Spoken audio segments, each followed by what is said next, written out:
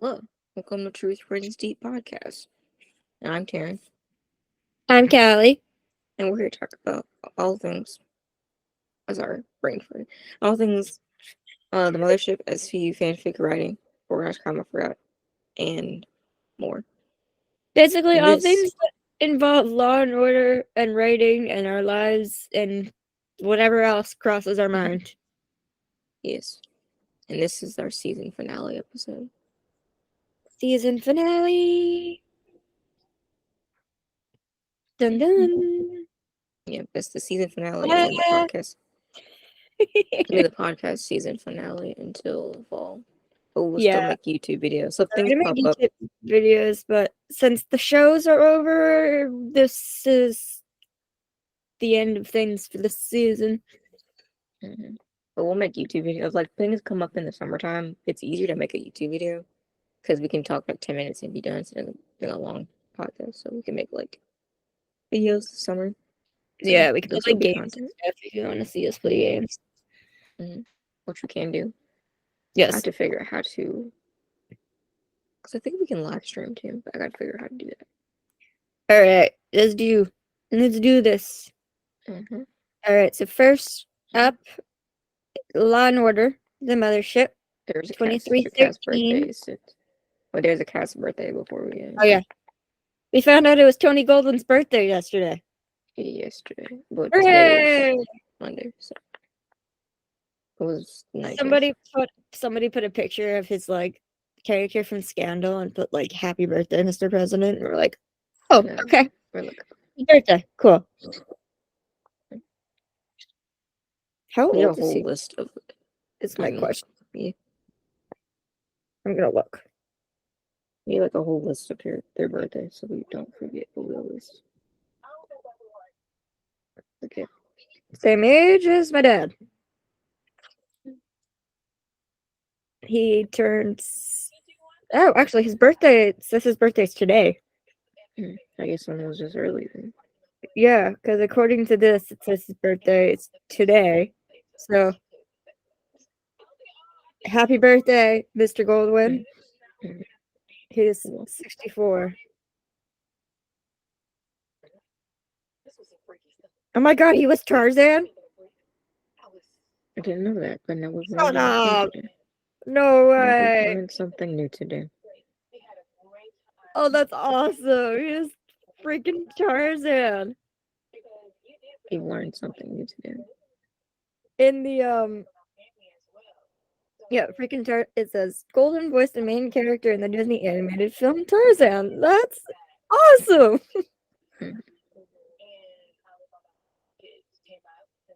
That's so cool. So we learned something new today. So cool. Does that mean he? No, I was like, does that mean he can sing? And then I remembered Tarzan doesn't sing in his movie. That's all Phil Collins.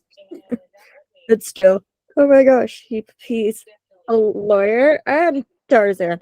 Oh my god, he was in freaking Kingdom Hearts games too. That's freaking awesome. Okay, my day is made. You learned something new today. Yes, my day is made. All right, cool. So happy birthday, sir. We just found out you play Tarzan too, so that's awesome. Anyway, 2313, the episode is called In Harm's Way. And it starts with this event that Baxter is at an event at the New York Public Library with his wife, Julia, and daughter, Carrie, and we find out that his daughter is in law school. Following in the footsteps of her father. The mayor was there, and I said, not the mayor, ugh, because it was the mayor that, like, kind of threatened Price and almost kicked Jack out, so we don't like him. Bad. Boo. And then they have this, this singer and this athlete walk in, and my mom immediately goes, so are they doing the Taylor Swift Travis Kelce thing? I'm like, I don't know, maybe. Like when you look. So because she's a singer, like a world famous singer, and they did change the sport because Travis Kelce plays football, but the character played baseball for the Yeah, they've changed Yankees. things up just a little, to be The fair. Yankees over the Mets because they're in New York. And my names were Merritt Clark and Matt Bennett, and they were asking about her tour because she was about to go on a huge tour in Australia. And then all of us, like Nicholas Baxter is like talking to people, and he has a reporter call him or a friend call him over. He goes to greet them, and he like bends down to give him like a hello kiss, and then all of a sudden, shots are fired. Boom, boom, boom, boom, boom, and Bennett is on the ground. Yeah. It's like if he hadn't, like that person hadn't called his name. We'll get to that point in a minute, but it would have been Yeah, bad. so Bennett is dead, unfortunately, and Merritt is devastated. I mean, rightfully so, but like it was a pretty close shot because they said the shooter was 20 feet away, and then the sports star was shot in the temple, which is pretty much always like a lethal or near lethal hit. So yeah, unfortunately, he's dead. And they got Shaw and like Riley showing up, and they're like, they obviously know who he is because he's a big sports star in New York. They're fans. Like this is not a this is not a normal everyday case. This is huge, and they gotta be mindful of it. Um, then they get then we do the intro, and I forgot to take a picture of it, but it's the last. I got a picture. I forgot to take a picture of her title card, but I got a picture of the group all together because it's the last time Cameron's gonna be in the intro. Yep. Sad face. We love you, Cameron. We wish you the best, but this is her last episode. Again, we still don't know why. We just know that it is. All right. Okay. Then we go back and we find out that Merritt is talking, and they're like, "Did you have any enemies? Did he have any enemies?" And she's like, "I had a stalker, and he was spotted there, which is a violation of his order of protection."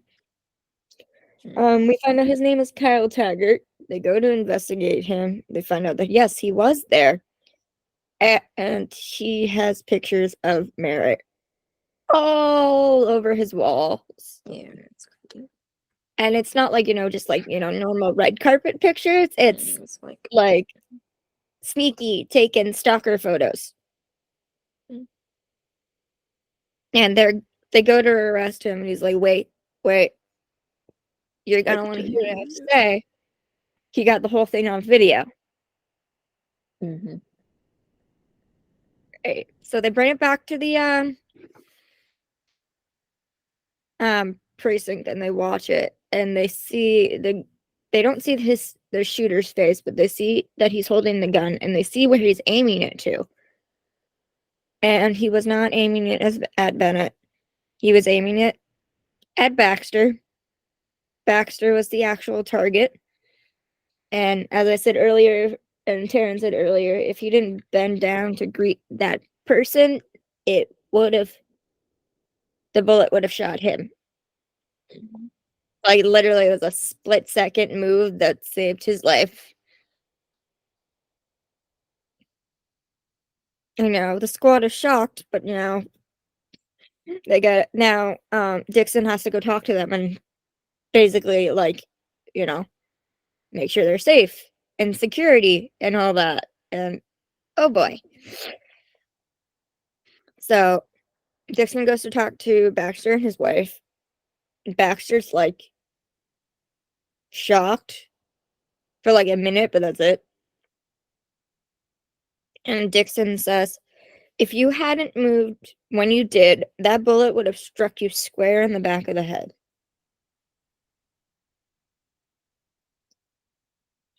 Let that sink in. Yeah, but it's like, oh. We found out his wife is the chair of pediatrics at a hospital. Mm-hmm. And that they have 2 kids because he has a son who lives in Chicago. And Dixon is trying to find out, like, is there anybody specifically who would do this to you? And he's like, I don't know. I've done high profile cases for 3 decades.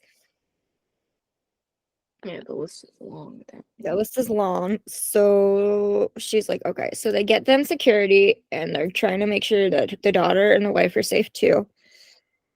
Dixon goes back to the precinct. They do more investigating. They're literally just going through all his cases. We find out that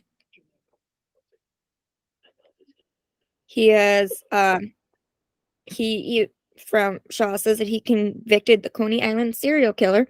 Whoever this is, but Whoever it is, if it was for the show or not, I don't know. And then there was a suspect who got 10 years for selling illegal guns. And it was like a whole gang of people that he recently arrested, like his last trial before he became the DA. The DA. What was it, that one? Yeah, basically they find out the I don't know what the note was supposed to say. they're in the paper. Like, it was Okay, huge. that's what I was exactly. That's how I was like, what is And that they supposed found to out that say? the weapon used to kill Bennett was a 9mm gun. And they found out the owner of the gun is out on bail awaiting trial after a robbery. Fun. So they find out his name is Eddie Aguilar, and once again, chase scene. This time, to make it different, he almost climbs up a fence, but he didn't. He doesn't make it. They arrest him. They find illicit substances on him. He started talking at first, and then he asked for a lawyer. His lawyer claims that he was at an NA meeting and did not do this crime. Shaw and Riley are like, "This is your gun," and he goes, "Yeah, it's a community gun." And Riley goes, "Community gun? Oh, that's convenient." Yeah, but that's kind of like, well. But that's kind of the thing, though. Gangs use Whoever needs one one gets one. gun between everybody, so that, like, if they commit a crime, we can be like, "No, I didn't. The weapon was with him, so I couldn't. I couldn't have done it." All to, keep each other safe and create reasonable doubt and still be able to do what they want to do. He gave the gun to somebody named Mad Dog, whose real name is Hector Consigo, who is a member of Cobra 10. Yeah, that's the name of the gang. Which is the name of the gang that Baxter put the leader and the guys away of before his appointment as DA.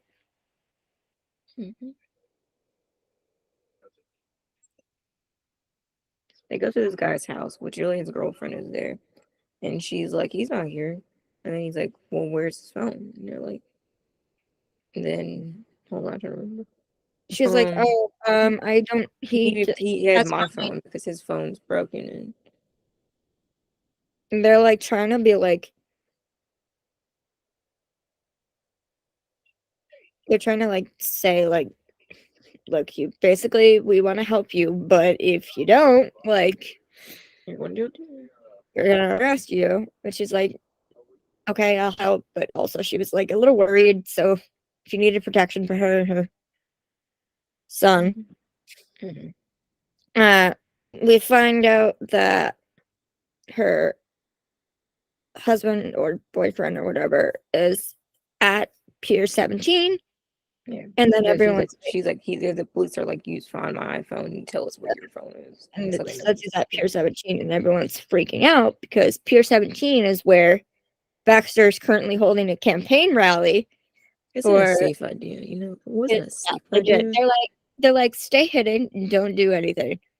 Even the wife was like, maybe we should shut down the campaign. He's like, no, everything's fine. He's doing a Yeah, freaking bro. campaign rally. And the guy's there.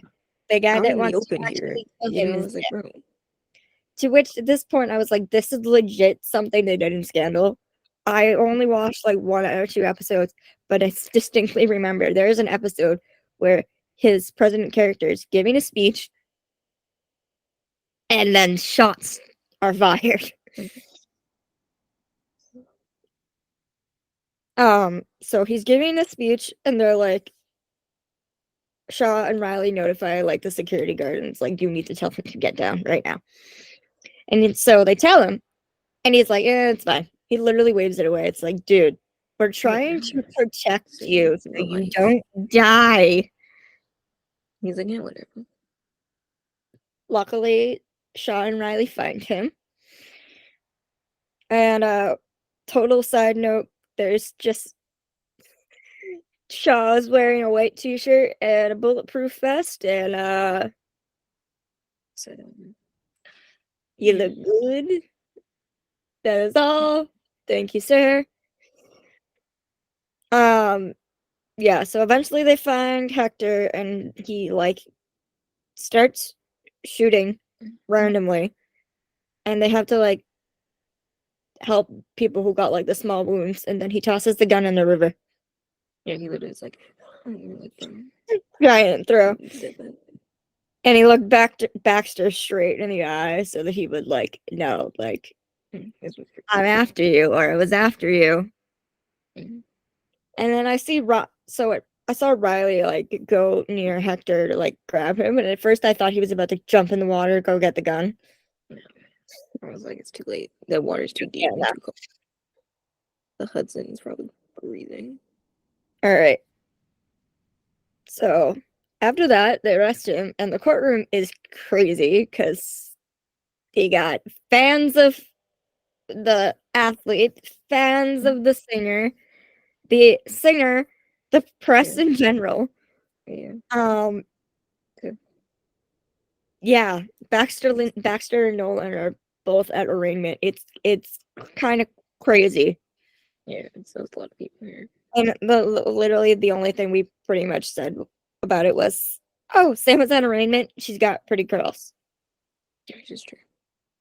We weren't focused, but the guy like basically, got bail for what he did. Did not get bail for what he did. Um, and then there's a conversation where Carrie went to visit Baxter, and she's like, "What are you doing here?" And she's like, "I have to tell you something." She saw She saw Hector outside their house a week ago, and he asked who lived over there, but Carrie didn't say anything. Mm-hmm. And then the dad is like, "Why didn't you Why didn't you say say anything? Why didn't you tell me you saw the man who tried to kill me?" Well, yeah. So then we start the trial, and the girlfriend testifies, and she says that the ammo in the gun was Hector's, and that Because they're trying to say it's hers because she had a gun charge. And yeah, that gun. She's like, no, and she's like, it's his. So he's the one who wanted to do this, etc. And then the next person that's supposed to testify is Eddie, and he's gonna be like, yeah, I gave him the gun, etc., etc. Problem is they can't get in contact with him. So Sam and Nolan go to check on him in his apartment. And it's not good. it's rather graphic. This is rather It's graphic. Trigger yeah, warning. This is really graphic. trigger warning. So let's start with the fact that his door is open. Then you see snitch written on the wall, and it's like, oh crap, they got to him. Don't know how, but they got to They him. knew he was. And they So after they see that, they go to check on him. It's raining And blood, by the way, in case you didn't understand. It's not just pain. They losing blood. oh, I guess fun, you even didn't worse. realize. Losing blood. They go to Sam and Nolan rush in to go check on him. Sam opens the door, sees his body, and immediately almost throws up and literally Because staggers and grabs onto the if you look, dresser. Like, I mean, like ma'am's not used to they don't go out and seeing. look at crime scenes. Yeah, ma'am's not used to seeing a dead body in front of her. Like, she's seen pictures, but she's never They see pictures, but never not see used to seeing actual. one in front of her. But now that I think about it, it probably wasn't easy for her considering what happened with her sister and seeing her dead body. So see this guy's dead body probably wasn't good either. And Nolan immediately goes to check on him and like try to apply pressure and see if he's breathing. And Sam's trying to call 911, and Nolan's like, there's no use. He's dead. Fun. So then Baxter, so they have to, get everybody to check on that. They go back to the law offices, and Baxter's like, why wasn't he protected? He's a human. And Sam was like, I begged him to go to a safe house. Begged. And he did not want to go. So now he did. And they're like, okay, what do we do? Like, that was it. That's all, yeah. That's legit, like, the biggest lead we had. What do we do? And one of them was like, I forget it was Sam and Nolan. And she's like, maybe we should do a plea or something. And Baxter's like, no, now it's not the time to show weakness. I know how to help. And so he says to put himself on the stand. Yeah, go. What?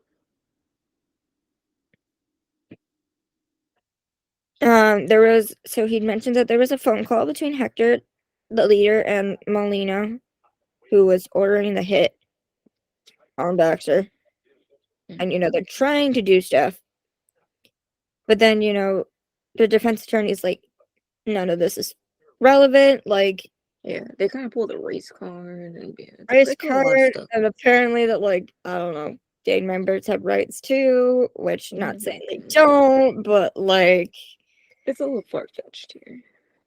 And so the judge is like, yeah. And so he orders there will be no mention of the gains or revenge on Baxter. Which is basically how this freaking thing started in the first place, but okay. Like, I forget the revenge on Baxter thing doesn't need to be mentioned. But the man who killed Bennett was in a gang and was killed with a gun, a gang community gun. It used to be. They were trying to claim it currently. Used to be, and he was currently. Like, I don't understand why, but it's out, which is stupid, but okay. And so now they're literally like, we're screwed. We have nothing else. What the hell do we do? And then Baxter's like, okay, I got one more idea. And he goes to ask his daughter to testify. And they're at this like restaurant and they got a security guard. Like in the proximity, keeping an eye on them. And she's like, she's worried about being cross-examined because apparently she's got stuff in her past. And he's like, I know, but if we let this cold-blooded killer, we forgot to finish it, but it was pretty much like, if we let this cold-blooded killer get away and we have a chance to do it, we're going to put him away, we're going to regret it. And she's like, you're right. So they go home, and the wife is pissed, and she's concerned. She's like, how dare you ask our daughter to testify? And he's like, I let her make the decision on her own. I didn't force her. And then, they fight a little bit, and all of a sudden Baxter yells, and he's like, I have an obligation to this city. And his wife goes, "No, you have an obligation to this family." And It's then like, they're like, oh boy. yeah, it's getting tense. Well, and he mentions that he has witnesses testify all the time. They don't want to, but if it's right in the name of right thing in the name of justice, they need it. And yeah, and he goes to talk to Price about letting his daughter, and he's like, "Are you sure? Because I know you guys." And Nolan's like, "Are you sure?" He's like, "Yes, but just." And he's like, You and your daughter have history that could bury you Yeah, and her, and the election is literally like a week away." yeah, it's not too long right now. And he's like, "I know, but I have to. We have to do this." So, at first it goes fine, and she tells all the information how she saw Hector outside her house and everything's okay. Then Mm-hmm. somehow, and I legit do not know how they find out about this shit, but they do. The the defense attorney starts asking about something that she did in college. Yeah, maybe I'll just do they were called, you know? Yes, and I was like, okay, what could it be? Like, yeah, it's kind of bad. Um, Sophomore year, she was in a car accident because she was drinking and driving, and she struck a pedestrian. They're like, ugh. Uh, And she's like, I will say she doesn't try to deny it. She's like, Yeah. yes, I did that, and I feel horrible about it. And he's like, well, did something happen to this person? And she's like, yeah, he lost use. We found out so it was, the damage was pretty bad, and he lost the use of his arm, his left arm. Yeah. And we did find out that she did plead guilty, but then the defense attorney is like, you pled guilty to a misdemeanor. You were supposed to be charged with the felony. Yeah. But somebody went in and made sure it was off your record and fixed. That person being Baxter, he's pretty much trying to claim this, that her dad covered it up. And she basically was like, I don't know. She's like, I don't have any knowledge of if my dad did or didn't do this. And it doesn't change that doesn't change Everything else I said is true. everything else I said. Well, at one point the mom literally just gets up out of and leaves the courtroom.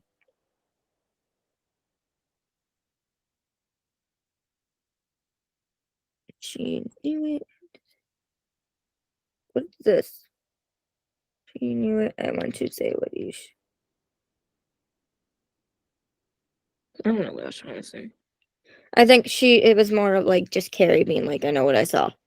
Yeah, that's what I was trying to say. I think I really autocorrected when I was typing because I was trying to hurry up because She we knew try to what take she saw, notes. and she knows We what try to it take is. notes during the show, and sometimes we It's get hard. sloppy towards, but like I don't know what I'm saying. Yeah. When 'Cause everything's happening you really maybe fast, have like a really fast, it's not always great. yeah Okay. because Anyway, I next. watch through well like I don't have like cable, so like I have like a 30-ish second delay. So like I fill back in if sometime if you're missing something. Okay. So court's dismissed, and the press immediately swarms Baxter Mm-hmm. and calls him out on the issue of like covering for his daughter, and he says he's not sorry. And it's like, what? Mm-hmm. But I'll admit his argument kind of made sense. And he basically goes on, he's like, yes, I have a right to protect the people in the city, Mm-hmm. and I will, but I also have the right to protect my family and my daughter. And I'm going to do what it takes to do that. And it's like, okay, honestly, Yes, but it's also illegal. It's just I like mean, I get it. You see certain both things, arguments yes, in this but case. also your daughter Did did commit a bad thingy. But like, did commit a felony, and you so what he says, it means like what he says, understandable, but like the behind it, not all great. not 100% justified here. And Good I'm intention, thinking, but not you know, realistic I'm expectation. thinking, Because I think about that episode of SVU where Kathleen is charged. This is the one where she's drunk driving, underage drinking, and is I think she does drive, but like he like robs Elliot, house or no, something. there's a couple times. No, that was she was having a manic episode when she was robbing the house. There's Oh, another time. more. There's another time where she was underage drinking, and Elliot covered it up. And Oh, it's no, the gross. season, and then like the season eight or nine from now. I can't remember what it is now, but it's like the one with Fan's son who's played by Ludacris is when he goes to throw because like he like exposes everybody, so like Kathleen is arrested at the end because like Oh, fun. it's a whole lot of stuff happens at the end of the episode, and they like So put sad yeah, music. like they like a lot of times cops and lawyers will try to protect their kids, but at the same time they kind of need to let them face consequences sometimes Mm-hmm. Sometimes you gotta because face the consequences for your actions, you know it's- because somebody always knows. they're people just like us. Mm-hmm. Okay. Anyway, back to the trial, and I forgot like I was like, okay, this whole thing is like over. They're screwed. They're done.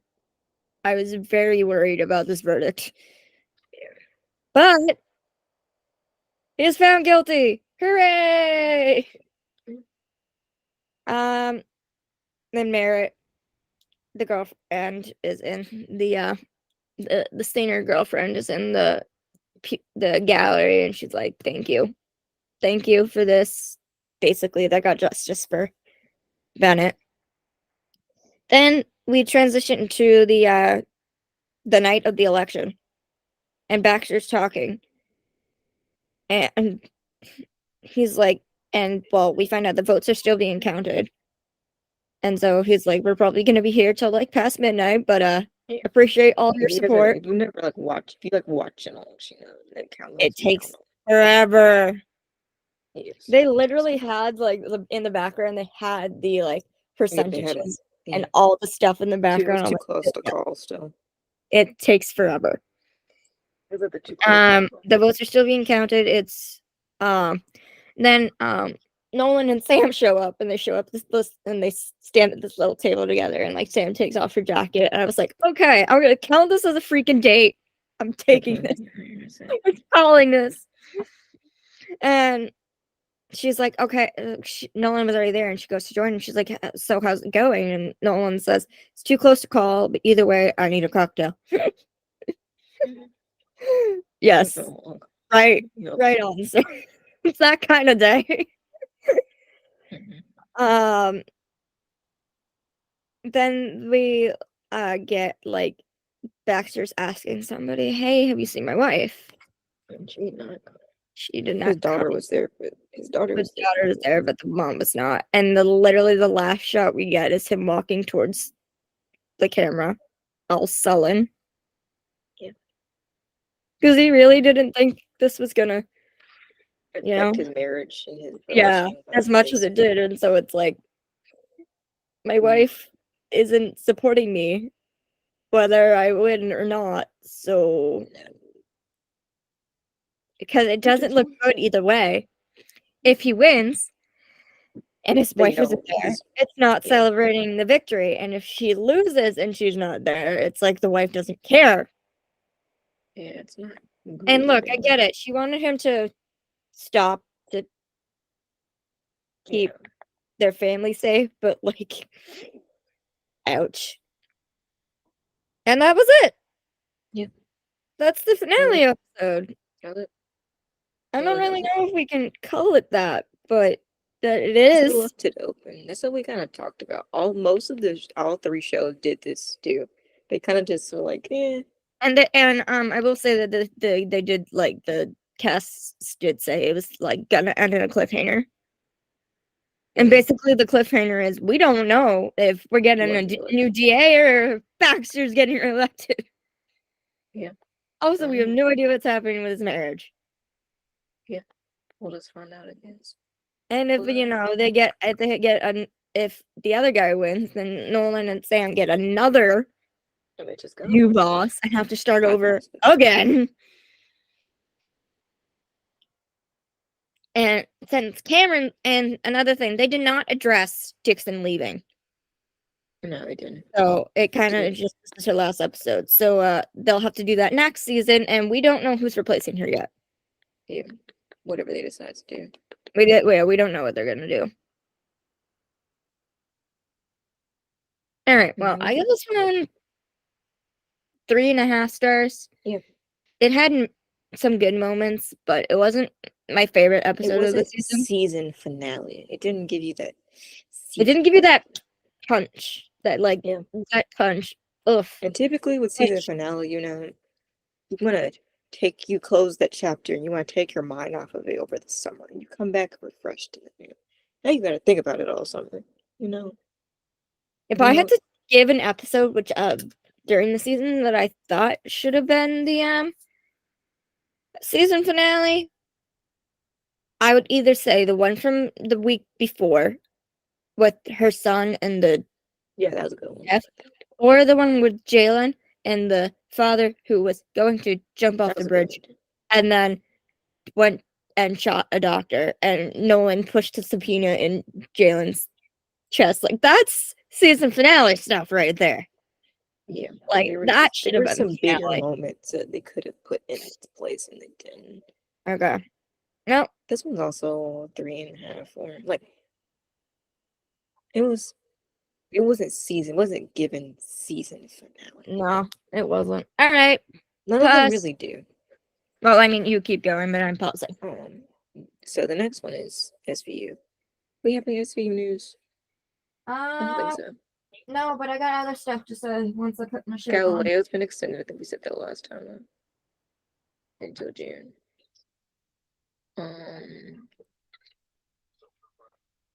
Don't know if there was anything else. Rishka's been doing a lot of stuff. Yeah, that's what I was gonna mention. I'm like, we got shit to talk about. Lots of things.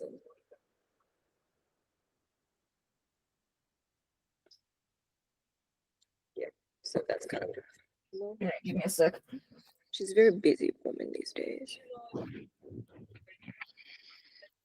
She is. She was in LA or whatever. Yeah, she might still be. LA there's something where she met with Chris, which that's legit all I'm gonna say about that. To celebrate a member of the cast or whatever. And then she went and did an event with Bradley Whitford, which was awesome. And literally they made her a desk in the West Coast for Captain Nice. She looks almost similar too. Pictures of her sitting at her desk in the West Coast, and it's only Mariska would have. Yeah, it's almost a perfect replica of it too. Yeah, I don't know. We got pictures somewhere of it, right? Don't we? Probably. Yeah, somewhere. They're all over Instagram, so if you want to go. Yeah, let me see if I can find one because it's a good one. Oh, and I don't know if we mentioned this last time or not, but Galileo got extended. Yeah, it got extended to the middle of June. So, first off, she gorgeous. Second, desk. Yes, it's almost exactly the same. Look at her, the queen, gorgeous. And then the desk, and literally has the sign and everything. Yeah, literally. And yes. Okay. I'm trying to think. Is there anything else? Not that I can think of at the moment. Yeah. She's done all kinds of stuff. Mariska's been all over the place. Yes. She was at this event in I forget what the name of it. It's the NBC Universal Studio, but that's the one that's in LA. No, the college did a show. Oh yeah. Thing that she was at. It was in New York. It was literally like it was called RIPE. It was called. Yes. It was called You can find that. clips of it online if you look for it, but that's And she probably gave wasn't like a doing it. speech at the beginning and how like it's hard to do this, talk about this, and these students like made like are performing something like that talks about it, and she's like good for them, and she's there to at opening night and everything. And I think that's it for now. Mhm. All right, SVU 2513, the last episode of the. I will say it kind of sucks that due to the strike earlier that the 25th season was cut short, It but I will wasn't. say Yeah, it with what didn't. We couldn't give it everything it wanted to. Could have been, but it yeah, was the good the nonetheless. time that I they did, enjoyed it was it. a pretty remarkable, extraordinary 25th season. Yeah, a lot of people hate this season, but I think it's pretty good. I enjoyed this. Yeah. All right. So the episode is called Duty to Hope. And we start off with the whole squad is at this briefing talking about Yeah. this latest serial killer that He's not a is serial killer. He's not it's a bad. serial. It's legit bad. He likes. Yeah, it's bad then. He ties his victims Or up with what a he does is he breaks in and he ties and screws their light bulb so I think the power's off, yeah, and then then he attacks. yes, And he ties them up with wire coat hangers, which Bruno and Velasco then show the pictures.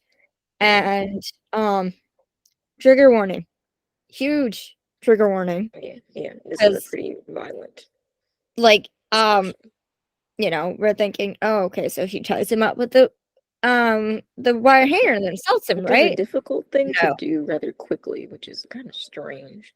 no, he Did you? assaults.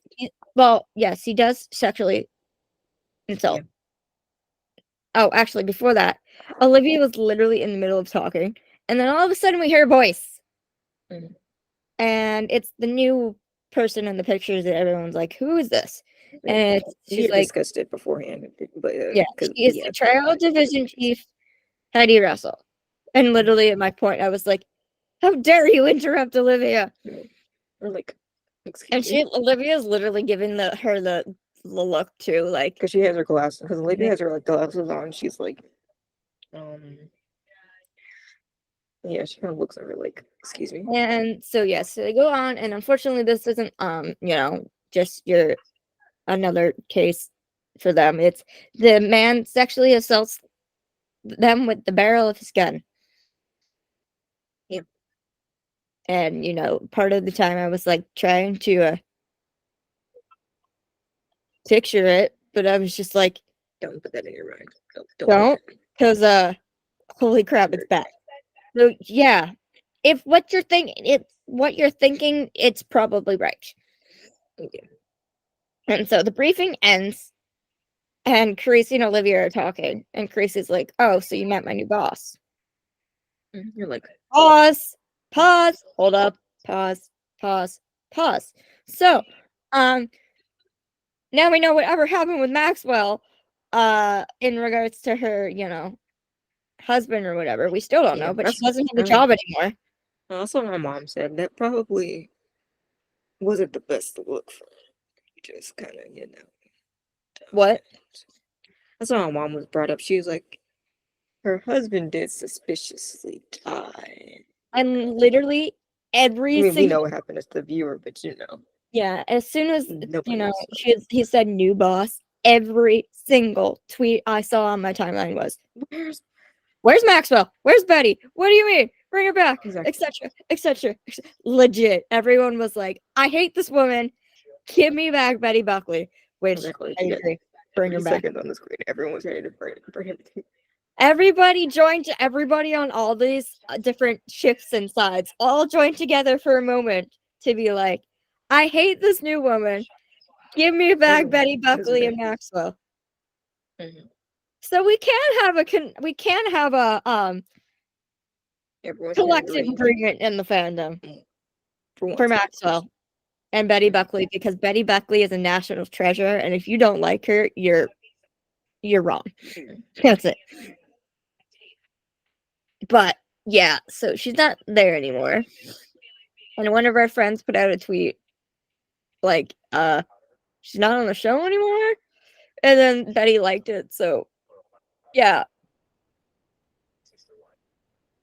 Shame. Really. Tears, sad face. She legit, like, oh, I don't care what her husband did. You had a woman We could have talked about it. who was yeah, exactly. Could have talked about it. You had a woman who is a trial division chief who is a rape victim herself, helping prosecute rape cases. Like that's legit what they need. Literally. And everybody liked her, and she liked Gracie and Olivia, and they all She had got just along started well. to get into the groove of like. It was all working out so well. And no. I need answers, Dick Wolf. Why? How dare you? You wrote off Queen and a legend. Anyway. Back to what I was back. So yeah, Max was unfortunately gone, and we're sad, and we're not caring. We're going to continue writing her because you can't take anyone out of your fictional universe. I make the rules here. And Betty Buckley, we love Betty Buckley, so we're going to continue. What was I gonna say? Yeah. So Chrissy's like, so you met my new boss? And Olivia goes on along the lines of like, yeah, she's wonderful, but sarcastically. And he goes, that's easy to say. That's easy for you to say. You don't work for her. It's like, great. Carisi doesn't like her either. This tweet said, I wonder if he tells Amanda. Maybe he rants to Amanda about her. Please. I bet. Like him, I can imagine him like hands on his, like literally hands on his hips, pacing the bedroom, venting about her. But again, back to my point. Carisi liked Maxwell. You didn't hands, he. Yes, back with the hands. Yes. Carisi liked Maxwell. He wouldn't be venting about that to her. He'd be telling Amanda how wonderful she is. Now he's got a vent about this lady because apparently we just go from boss that doesn't like Carisi to perfect boss to boss that doesn't like Carisi and is annoyed. Man has gone through 3 bosses the whole time he's there, and he's still been there. No, he's like,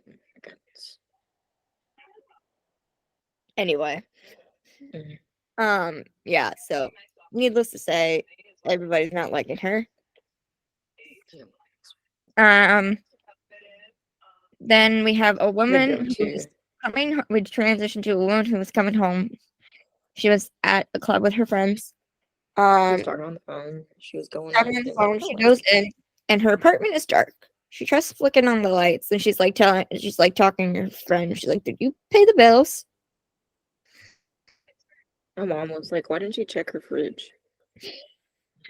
Because the fridge has a light, so if that was even screw the light bulb in the fridge, it would still be on. Yeah, so it's fine. She lights candles and goes to take a shower. And we see somebody approaching the doorway, and we see her visual in the shower, and she gets out, and the gunman is there, and he literally is pointing a gun at her, and she screams. And thankfully, they don't show anything because I was very worried they were going to. I'm like, I can't do this. Oh, thank you. They did not. We just go to the next scene where the squad is there, and we find out her name is Ariel Bradford. She's 32, and she's hemorrhaging. Yeah, not good. He tied her with coat hangers, and she lost a lot of blood. They find out he's escalating. Literally, they show a mattress that is stained with blood from what he did to her. And then, during the scene, the credits are rolling, And you know how everyone was like, "Oh, there's a special guest star." They didn't tell us who it was yet. Marishka's cousin is in the episode, Yeah. but nobody. Everyone was like, "Oh, yeah, that's not what we thought they meant by special guest star." Yeah. But you know, We're like, she's excited about please. everything. So you know, We're her like, we level were of like, excitement. we were clowns. We're always in New York for a day, and we're like, We did. Barbara, We right? felt that. Right? Right? No, legit. That's why I forget who started it, but there's one person in the fandom who started calling everybody clowns. Yeah. And And I yeah, definitely we're probably kind of all clown clowns my for him. crown moves right all the time. Yes, that is a clown. That is a crown I will wear with glory. But you know, we're hoping for next season. Please. Fingers crossed. Like too damn long. You know, Galileo comes to Broadway, he'll be in New York, so. I mean, he lives in New York, so you know, when he's finished with Galileo. Yes, but I'm saying if it Yeah. transitions to Broadway, then I don't know. Who knows? We hope. Yeah. Fingers crossed. Please. Anyway. Oh, also the fact that Mariska is liking posts about Galileo. Like, are you going or not? They're still freaking talking. It's adorable. Now get your man back on the show. Now get him back on the show. Please. Okay. Anyway, I'm getting distracted. Anyway, they go. Renee and Olivia go to talk to Ariel, and she's basically like recounting what happened. That's pretty good. She lit candles. She took a shower. He basically forced her into her room and tied her up and watched her bleed from down there. Yeah, you're like, She goes on and she says he seemed fascinated by it. Who would do this to another person? Like, it's enough to already, you know, sexually assault somebody with your body parts. But with a gun, it's crazy. Oh, with a gun. Like, one wrong move, that thing would have went off dead. Yeah. Like, it's already terrifying for somebody to be in that state. Now you also have the double worry of, is this going to go off and am I going to die? And it even just the gun by itself is bad because they said that she lost 20% of her blood.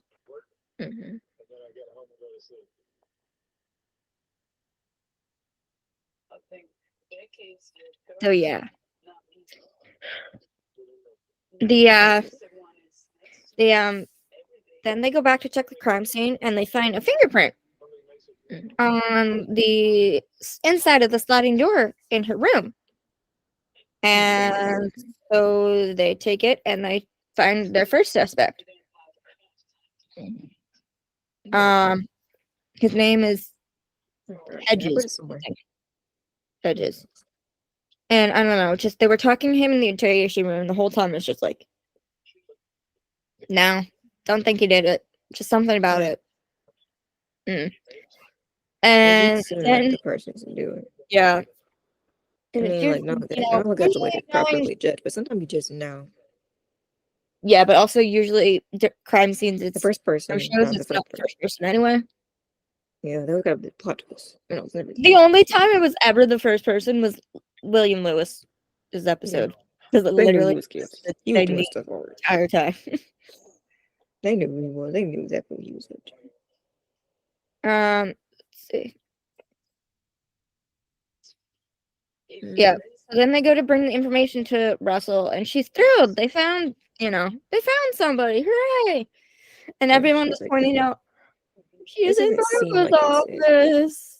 I mean, they reuse that set a lot. They reused that set, but I was like, I'm much more fine with Maxwell being in there than they used it in the mothership too. It was the judge's office in the mothership. They like reused that set very often.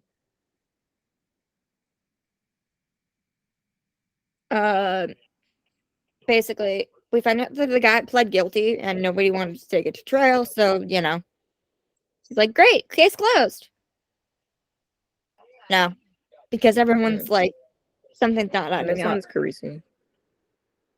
And they're like, what do you think? And Creasy's like, well, she's a hard ass, but a realist, and a win is a win.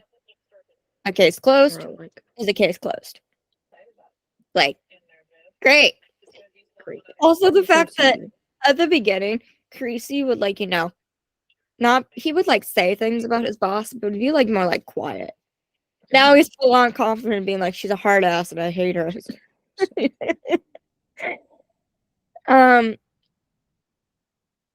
It's like yeah, so then they leave the, you know, the crime scene and everything, and the press is there.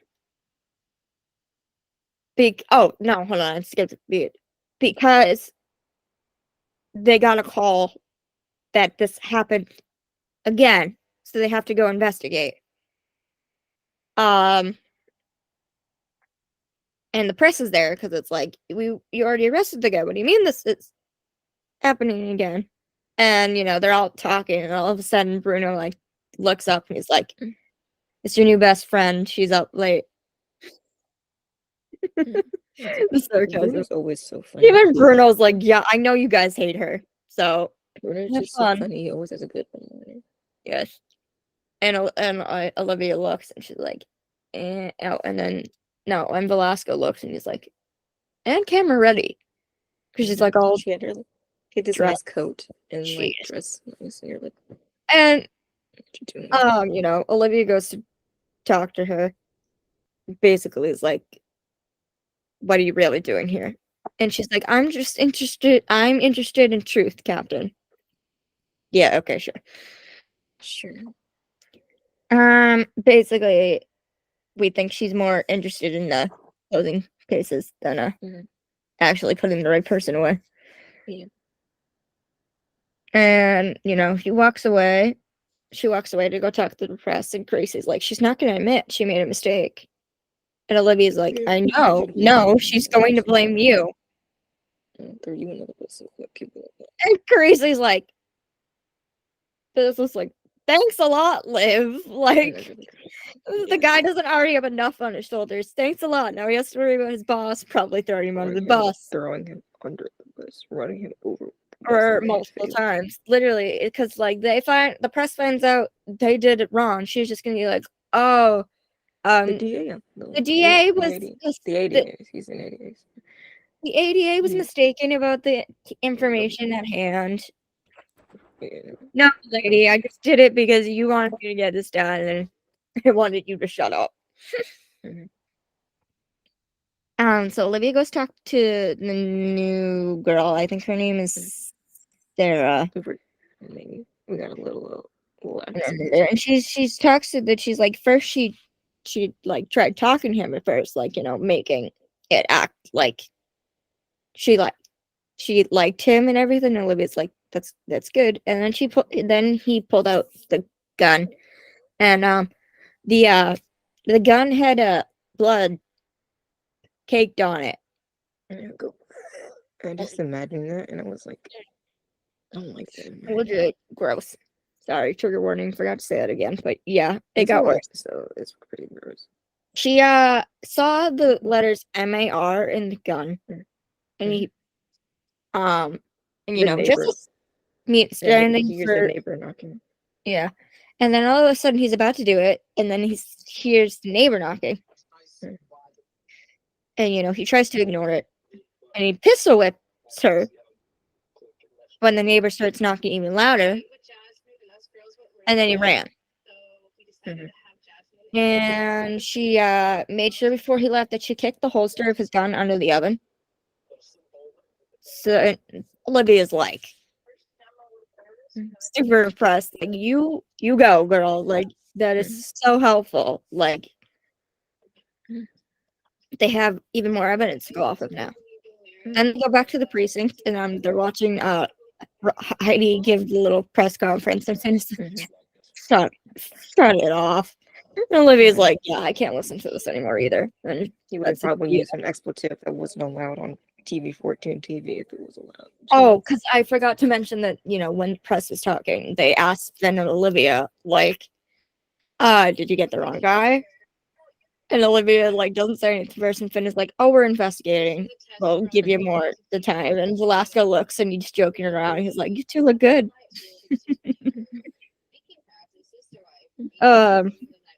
Then we find out the MAR possibly stands for Marine, so this guy is possibly a military guy. Yeah. And Olivia says, "Go home to your lives, if you have one." Ouch. Thanks, Captain, for assuming that we might not have a life. He's like, go. She's probably talking about herself. She's like, I really mean myself. Yeah, go home to your lives, if you have one. Say what you got, or do what you got to do to get this day off your mind. And so Finn and Velasco are walking out, and Velasco like asks him if he wants to get a drink or something. And Finn's like, and Velasco's like, "Oh, are you gonna go spend time with Phoebe?" And he's like, no, she's with her sister. Her sister's house or something like that." And he's like, "Oh, so you just flat out rejected me." Like, oh. But somebody kept mentioning there was an article at the beginning that like said Velasco was gonna get a girlfriend, and they just totally spaced that. So now he's asking Finn to get drinks. It's fine. Hey, if you want to read anybody's fix for girlfriend ideas, we've got one. But don't tell us you did that, because we learned that actually was kind of illegal. So don't tell us you found her friends. We found out that you can't actually take stuff from us. You but can't if you find it, something. don't tell because us. You can get it's illegal replication and such. So don't tell us you found it. But we'll be happy if you did. Yeah. Don't tell us. You won't know what it says, because our names aren't in our account. So. Okay, so yeah. So Finn and Velasco go their separate ways. Finn goes home. He's taking out his trash. All of a sudden, he turns around, and there's this young kid who is pointing a gun at him. This kid's young. Like, young. Like, he's like 12. Yeah, they don't say how old he is, but he said in a minute he says, well, we'll get to that in a second. But, he's like 10 or 12. And Finn is like, he stops and he puts his hand up. He's like, kid, what's going on? And the kid is like, you put my dad in jail, and he didn't do it. Like, oh. And it's like, oh. So we find out that that Hedges guy that is currently in jail, this is his father. Yeah. It's like, okay, kid, what's your name? He's like, Toby. And he's like, he's like trying to talk him down, and the kid's legit like shaking. He's like, you don't want to do this, like. You don't want to go to jail for this kid. You're like, and literally, he's like, he's like, give me the gun and walk away, and I won't say anything. And he gets angry, and all of a sudden, the kid like gets closer to him. He gets angry, then pushes the kid in the wall to try to make him get him to drop a gun. But in that moment, the gun goes off, and he got shot. It grazed his arm. It was like a pretty deep like at first I thought it was just like, it went off. Then we look and his arm is bleeding, and it's like, shit, it's a deep graze. The bullet didn't go through. It's a pretty deep graze though.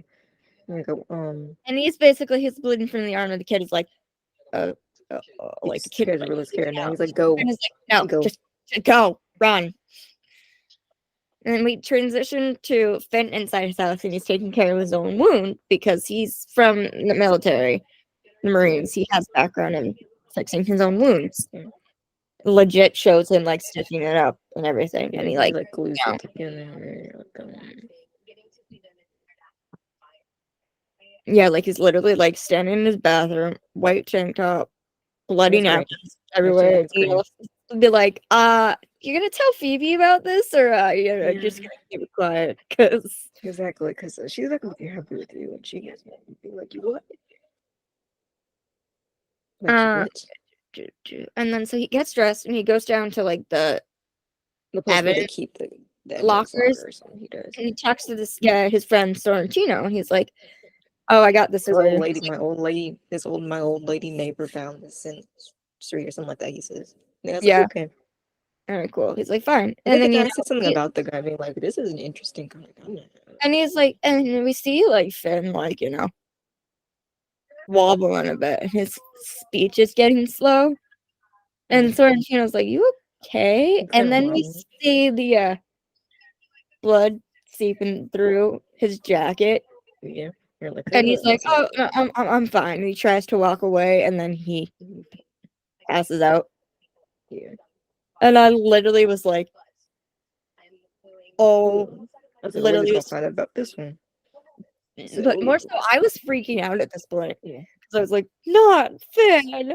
not Like, again. please no. He's been Like, I shot love one other time in everybody, another not episode. Finn. And it just made me think of, like, you know, how Ice-T, every time he gets a script, he looks to make sure that he made it through the end. And I'm like, is this gonna be the one that he doesn't make it through? No, Please no. there's one Like, other Shammy episode where he lost gets Kelly. shot. And Don't let her lose Ice too. Like, no, we can't lose Ice. there's one point episode where he gets shot. It's like he goes in to get coffee because he and Olivia are doing a stakeout, and they're sitting in the car. And Yeah. then he there happens to be a robbery, and like they're not trying to intentionally shoot him, but like they're like the bullet bounces off of something and hits him, and like Olivia comes in like, oh my god, and she like takes care. Yeah, but like But this time he's like older and everything, and it's like, ooh. yeah, because like they say So yeah. Because like Olivia like then they go to the hospital scene, Yeah, and like so he Olivia was passes like, out, and the next scene we get is the hospital. oh, He walks Olivia in. walks in. Olivia walks in. We find out Velasco brought him. Or Yeah. Sarantino was there, Because and she said something like, because Olivia's something like, it's not his heart, is it, or something. She said something like that. You know, he is older. She's worried. it's like, oh, she's worried about him having a heart attack. She did. She had that intense, like, she was at the bit worried, but also had that, like, authority at the same time. Like, tell me what's wrong. And luckily it's not that. And she goes to talk to him, and she's like, Finn, what's up? And he's like, oh, Phoebe's got me on this new keto diet and everything. And she's like, really, Finn? You want to tell me the We're truth? going to play this. Who shot you? Exactly. She already knew. She already knew. The jig is up. She knew. He's like, no, I'm fine. She's like, does it have to do with the case? And he goes, if I say yes, will you let me change the subject? The answer is really no, but you know. Yeah, and she's like, what? And she goes, he's like, I can't. It was a kid, Noah's age. Got upset his dad's in jail. Like, yeah. I wonder, they didn't really talk about this much, but think about what Olivia would have thought in that moment about a kid Noah's age with a gun. We already live in some high stakes. We already live in some high stakes world out there in schools and safety. And legit, that's like she needs to go home and she was already worried about vaping when he was like 10. Actually, he was in 10. I forgot what grade he was in. That episode about where he's like, the kids in my class are vaping. Like, they're third graders. What do you mean? What do you mean you're fucking vaping? You're children. It is. I can't remember what episode that is, but he's like, and Olivia's like, promise me you'll never do that. This is at one point where I'm thinking Olivia needs to go home and reset the codes on her safe, if just in case. And also talk to Noah about how important it is to not touch a gun. Yeah. We've done it in Fix, but it's not been in the show yet, which I think they should put in. They should. But yeah, so kid Noah's age, and she's like, at one point, Olivia's like, you are your own worst enemy. Like, trying to not deal with this and everything. Mm-hmm. It's like, Liv, it's a kid. Like, I get why he didn't want to. Because it would be a felony, you know. Yeah, for shooting a Can't cop. own a firearm. But also, Olivia's like, I don't want you to, like, you know, bleed out, so please take care of yourself. Please take care of yourself. So then the next scene we get is Carisi, and Olivia talking, and everyone's like, "How's Finn?" And he's like, "He's fine." Because he's told them something different, also. Yeah, he told them something different. Olivia's like, "Oh yeah, he's fine." Even though when he said he said he like fell into a mirror or something. Fell into a door or something. Yeah, and we're like, but it's sweet how everybody. But it's sweet how everybody's checking on him. They're all checking on him, which is sweet. And I get into this whole conversation of like, we don't like this. Like, we don't have the correct guy, but we can't let the wrong guy go until we get the right guy. Yeah, and we can't. Yeah, exactly. We can't get him out of prison until we get the right guy. And there's like this moment where I'm like, it felt like Carisi and Olivia were like almost like yelling at each other. It was Like very just a bizarre. teeny bit. They were arguing like a little bit, and because Carisi's like, I don't want the wrong man in jail any more than you do, Liv. It's like, oh, Like we're trying. shots fired. Uh-oh. And then Finn and Carisi go to talk to the guy in jail and see if he can, like, says anything. And he's the guy, Billy Hedges. He's like, he's new in sanitation. He's done other things. He got like the store from like a warehouse or whatever, and he was just trying to fix it. So they go talk to the guy, like, do you know where the store came from, where it came from? And we also found out at that point that Bruno went to trade school before he was a cop, which honestly makes sense. And that he knows about doors. To which underneath I put a note. I was like, okay, so he's a lock picker, right? He's a lock picker for SPU. Gotcha. We find out that Billy unfortunately was a bad employee at the store, so the guy fired him, but like kept record of like deliveries and stuff that he did. And then one of the deliveries that he did was to her house for remodeling or something, which is why his fingerprints were there, which is was there. So then we get they do some more investigating, and I think from this guy they found out the employee or something that brought the window there was Glenn Duncan, and he was an ex-Marine, which is why the gun said MAR, and he was dishonorably discharged for he was assaulted a female officer. Yeah, assaulting a female officer. Great. And Carisi's like, and I love this line. She's like, if I'm gonna rub this in my new boss's face, I'm gonna need more than touch DNA. There you go. I love it. Carisi's like, look, I really want to rub this in her face, so please give me something else. So they need to go. They find Duncan. They need to go arrest him, and he's holding his girlfriend hostage. And literally, before they even find out, as soon as they all pull up, immediate gunshots. Yeah, we're getting crazy in here. And then we see Mariska's cousin Eddie Hargitay is playing a cop again. And he plays a cop who got shot. And she's like, Finn, I need you to cover me. He's like, what? Where are you going? Doesn't answer. Literally gets to a car. She was going. She still was like shooting at the suspect while she's walking. Yeah. Tries to get in the car while she's walking, shooting subject while she's trying to get in the car, driving backwards.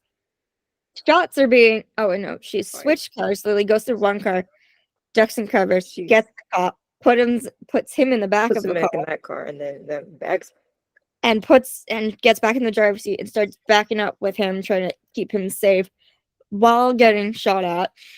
Yeah, like they're go hit through the windshield, like it's crazy. Like yeah, and she gets him to and he's like, it hurts, and she's like, I know, and she like gets him to the ambulance safely. It's crazy. To which I literally wrote, all hail Olivia Benson. Only Olivia Benson would be able to do that. And she turns around and Finn is standing there, and he's like, I'll yell at you later. So first you yelled at me, now I'm gonna yell at you later. Because that's their thing. That's what they do. It's still strong. And she's like, she literally is like, I look forward to that. So we found out that the guy they tried calling him. The guy has a hostage. His girlfriend, Jane. He hung up. Olivia tried. He's like, no. And they're like, okay. Time to go hunting. We're going in. They literally crash in the room, and immediately they shoot. He starts shooting, but this guy has like a machine gun, like an AR-15. Like they got like shields, so it's not anything. And so one of the SWAT teams.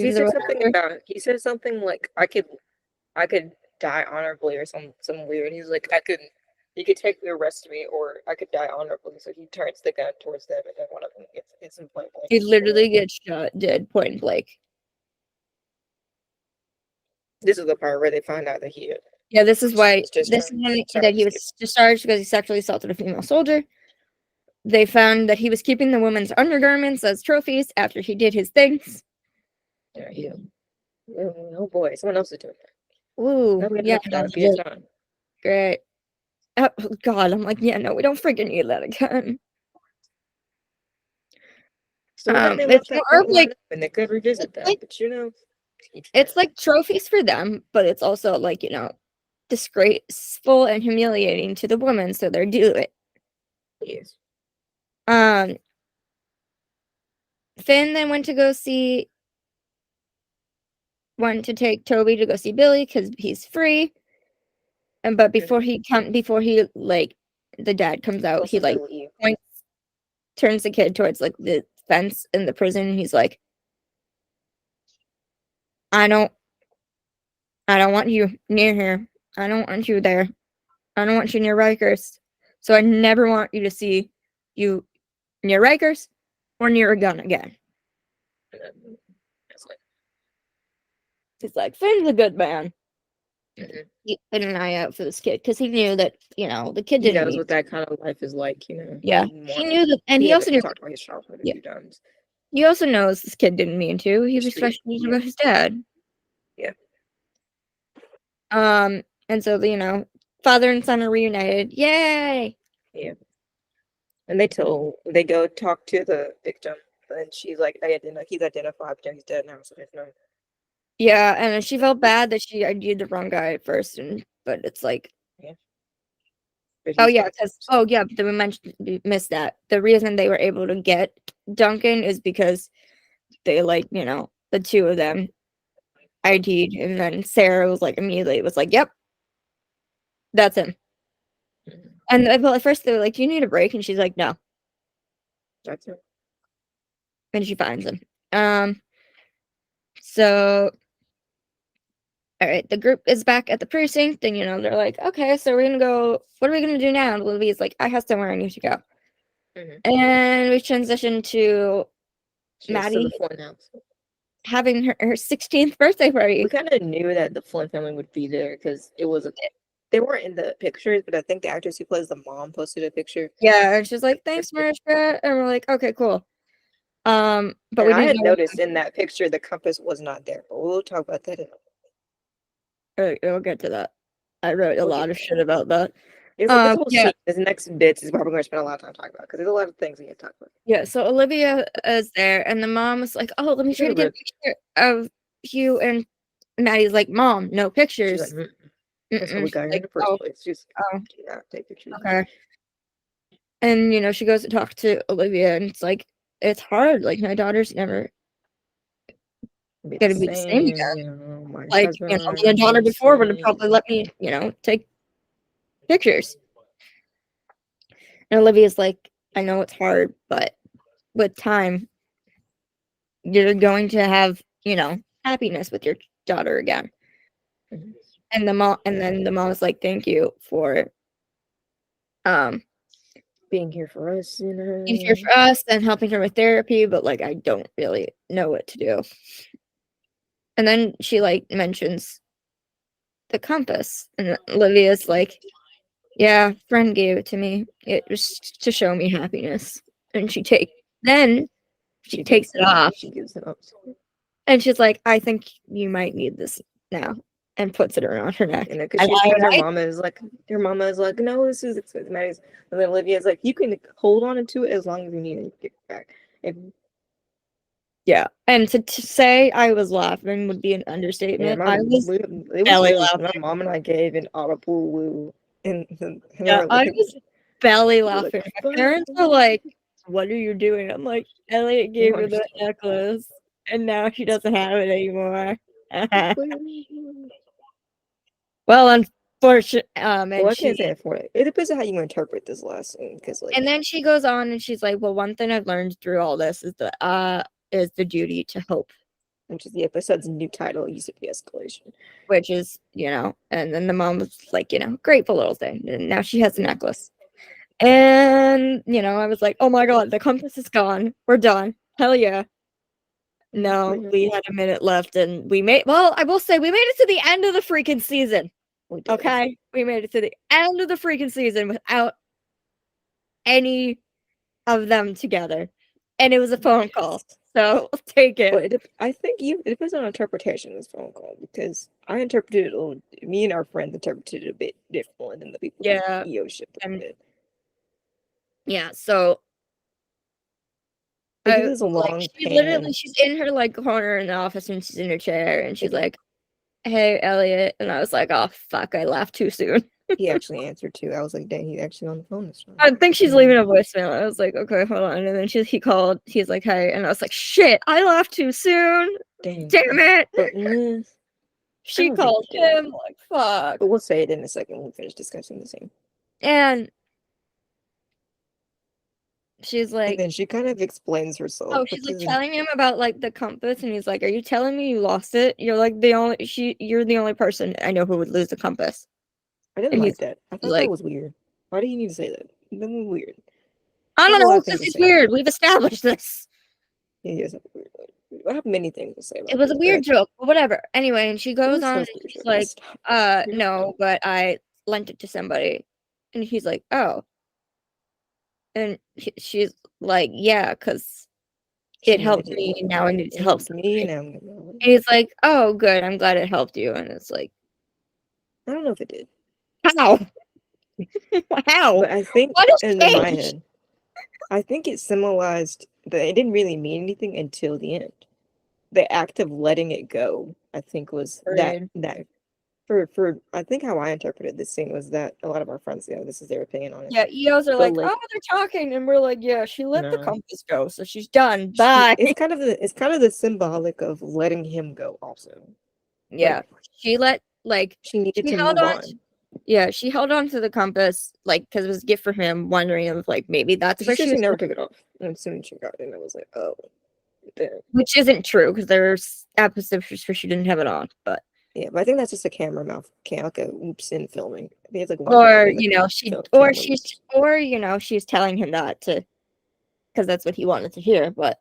Yeah, I think she told him what he wanted to hear, because she is used to, with Elliot, over explaining herself and having to justify every decision she makes, and he would not have liked it if she had never said anything. Because she had to overly explain why she made this decision, and subtly saying she's ready to let him go. Yes, so the compass is gone, and letting the compass go means she's ready to let him go. Hallelujah! Yeah. Everybody rejoice! Yes, and with OC moving to Peacock, it kind of makes it. I think they kind of needed it a little bit, because with OC moving to Peacock, it would be really difficult to And yes, there's an interview that came out today that Mariska's like, they want us to do shit again. And I'm like, we don't give a crap. No, so people, the EOs think she means romantically. I don't think she does. I think they have to close. The chapter, they said they want us together, not I want. She didn't say me. She needs the personal friend. She said there. And you have to, I think they would have to close. I think if she does, they're closing that chapter because. Yeah, I will say we made it till the end of the season until they talked. And it was kind of her being like, yeah, bye. Okay. Yeah. It was a nice closure. Yes. Closure. So this is the only one that had finally, an ending. Finally, Olivia Benson gets fucking closure. Yeah, it's the only episode. It's this is the only episode out of the 3 that close, and the other 2 are kind of it finally gets fucking closure. Yeah, I give this one. I think that was it. Is there everything we have to say about this episode? I forgot. I can't remember what else I had to say. I gave it a 4. Yeah, because best season finale, not the worst. Yeah, not the best, not the worst. It was fine. Best finale material either. But again, they only had 13 episodes. They didn't have time. At least we freaking got seasons. They did what they did with it, and we'll have full season in the fall. Yes. So we'll have season 26 of SVU. The history continues. Yeah. All right. Usually mid-September is when they do All right. Last time I'm going to see this shirt for a while. Oh, also the fact that Mariska put out a picture with her wearing the shirt. Wearing her own shirt is fucking awesome. Yeah, I was like, I have They the said shirt. they're like, they said they're Like, selling they it had restocked it. They because restocked it for everybody the wanted it season. again. Except some people got a little salty about the shirt, but I don't really care. Why were people salty about it? Some certain group of people were like, "You didn't give us CEO, but you want to give us a shirt." I'm like, bro, Oh, listen, yeah. And look, I she's love legit. She's wearing it. herself. Yeah, That's yeah, awesome. they were griping about the shirt because I was like, no, y'all bought that shirt anyway, so stop your yapping. And she You're just puts, mad because she literally puts, the caption is, in the criminal justice system, one woman has pursued justice for 25 seasons on Law and Order SVU. This is her t-shirt. Mic drop. Mic drop. that's a great. So if you Good don't have dude. the shirt, no, So it's too you late. can Get go it get next it week. now. Now you No, can you be can't. No, like you me can't get and it have now. one. It was only last week. They did it last week Oh, for season sorry. finale week. So no, you still don't have it. Then Sorry. sorry, man. Oops. Yeah, Anyway, the queen is wearing her sorry. own merch. We love. Yeah, hopefully. Great. I'll be back. Yeah, for the last week because there's no promos because there's no Legit, sense. there's nothing. Yeah, I'll be back. yeah. So basically, I don't know what to talk about. Anyway, I don't know. so OC's moving to Peacock. We don't know when. We're leaving the country soon. I'm leaving the country soon. I am leaving the country in like 18 days. I'm going to Scotland. I'll probably make a vlog or something. So, you'll find out about my adventures. And if you follow us on Twitter, you'll know that I'm still alive. And I told Terryn, I don't care if we're in different time zones. I'm talking to you. Yeah, I'll probably be asleep way earlier than you'll be like, Tara, why do you want to sleep? I'm like, because it's already like. Yeah. And I was like, I can't do math. She's like, put the I was clock like, on your look, phone. I was like, oh, yeah, I forgot I could do never that. on it. Oh, yeah, put the work clock on so you'll know when it's close to my bed. I'm actually have to go to sleep because we have like itineraries and stuff of things we're going to be doing. So I actually do have to go to sleep. But it will be fun. Leaving the country. Great days. 8 days? Yeah. Why did I think it was longer than that? It used to be, the travel program used to be longer than that, but now it's 8 days. So I leave on the 9th, June 9th, and I'll be back that next month, that next Monday. You leave the country before I'm done school. Damn it. Yeah, I leave the country. I love the country. And I I will was return. like, oh, yeah, we'll be fine. No, I don't. My last day of school right now is the 18th. No, I will be returning to the country. And to clarify to anybody, no, I'm not a student. I'm a teacher. Yeah.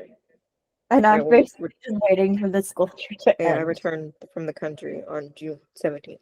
Return to America. I'll probably be jet lagged and not talking to anybody for a couple days, but nonetheless. What about me? Will you talk to me? Yeah, but if I'm not half asleep, because I'll be jet lagged.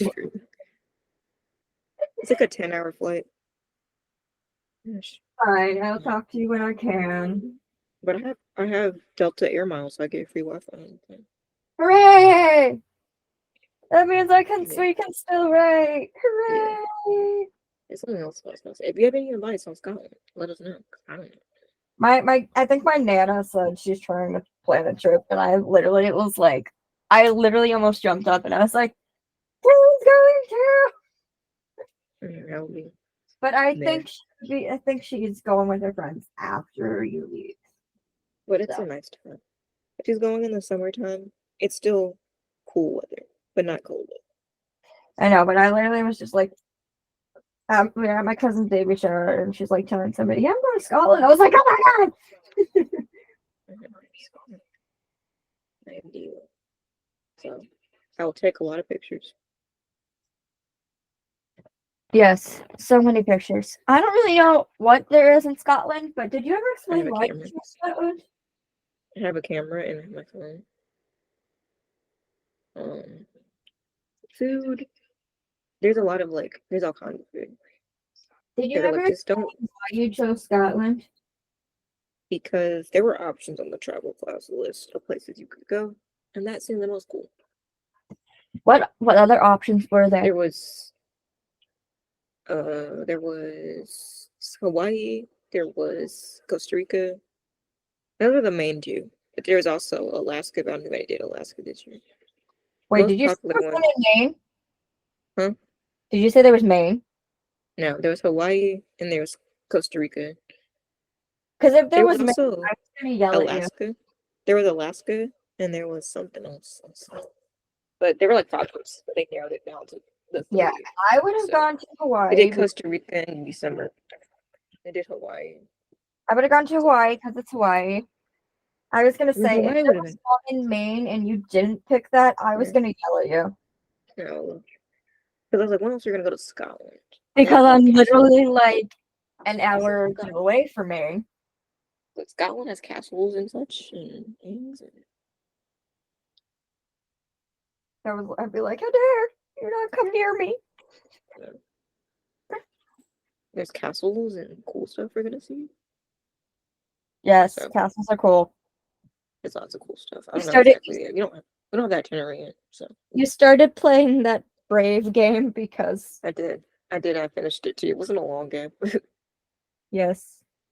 It was an easy game. Actually, I turned the difficulty down because I just wanted to finish it because that was kind of Yes. Disney. Probably Disney. Disney does really awfully in their graphics department when it Which comes to is I mean games. they've gotten better now, thankfully, but Because that game was from like 2011, and I was like, this graphics are horrible in this game. Well, I did play the Brave game. I play a lot of games in my free time because I have a lot of free time. Because yeah, Taryn has a little free time and I'm still at work, so when I'm busy, that is what she's doing. yeah, I literally do. I sit in my game room. I don't have a couch or anything, but I have the mattress pad from my bed at school, and I have it on the floor. And I play Amazon Luna You play what? because you can Amazon has like a game renting system. Well, not game renting system. You don't rent the game, but you pay like $5 a month, and you can play like a whole catalog of games. So it's like $5 a month. But I bought Okay, their I'm back. controller. You can use any controller now as long as it's a Bluetooth compatible controller, but I have their controller. Yes, But sorry that took forever, but I'm back but now.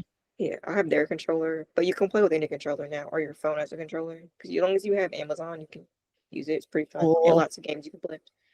The only thing I don't like, this is like they made this one like an Xbox, not Xbox controller, a PlayStation. No, Xbox, that was wrong. So they're in A, B, and X, Y are inverted, and like a Switch one, they're the other way around. So I have to be like Weird. you're playing a different kind of game. Because I have a Switch, I like wireless controllers. Because the only thing I don't like about this is that the battery is horrible, but it plays games fine though. But here we go, back to SV, no SV or SV. So Hold on. we yes. So I do like Amazon Luna, I guess. There's lots of games. It's like $5 a month, and you can just play the All whole right, so the catalog. episode 413, Stabler's Lament.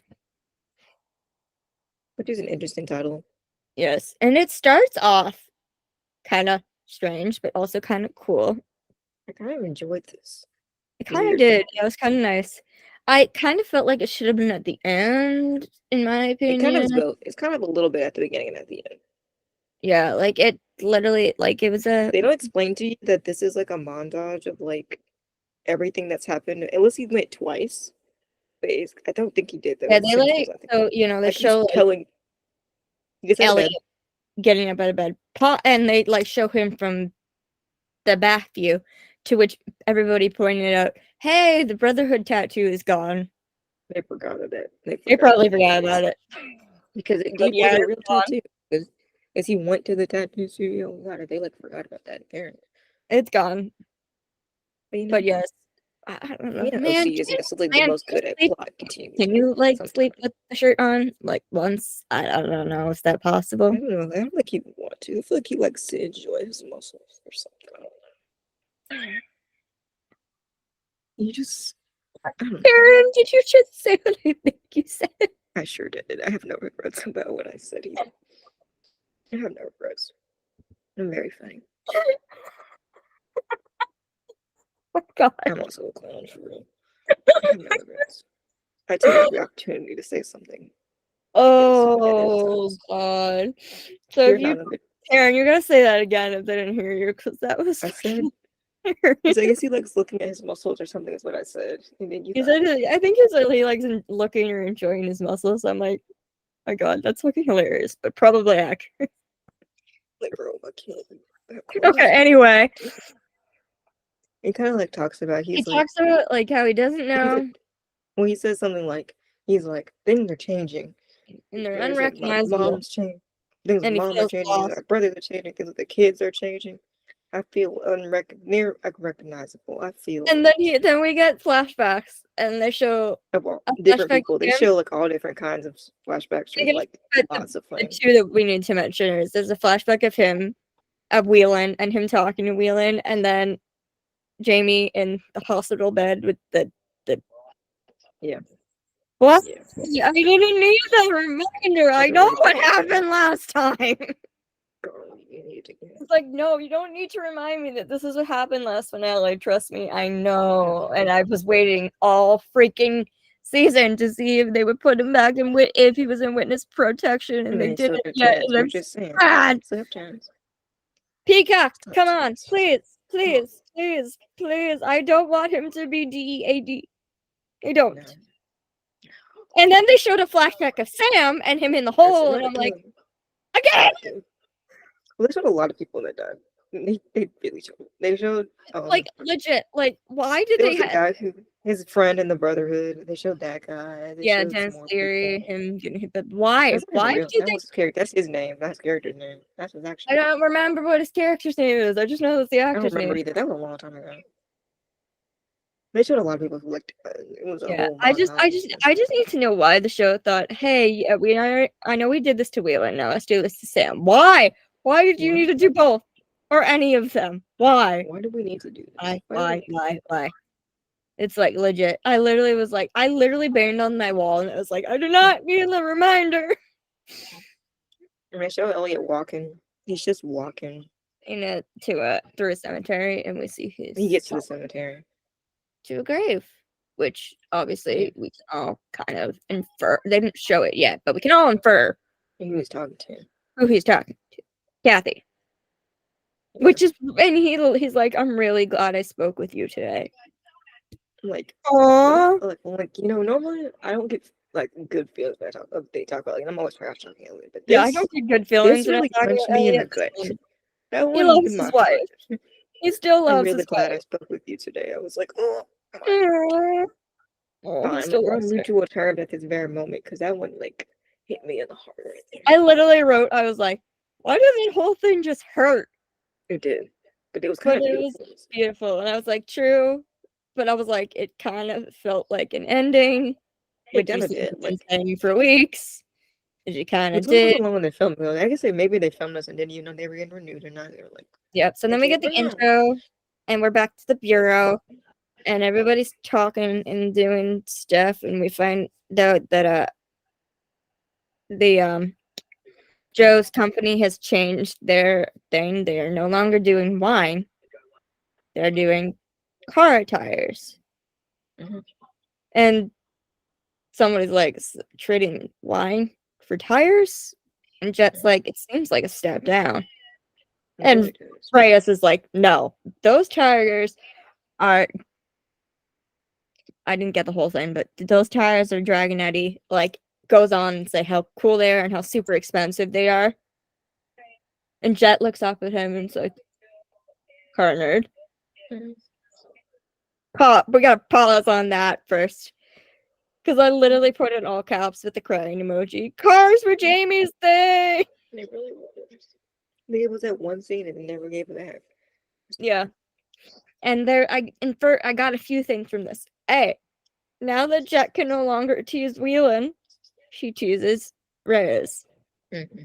2, Reyes either A, knew about cars beforehand, or B, learned more about cars after what happened to Jamie because he wanted something to remember Jamie by it.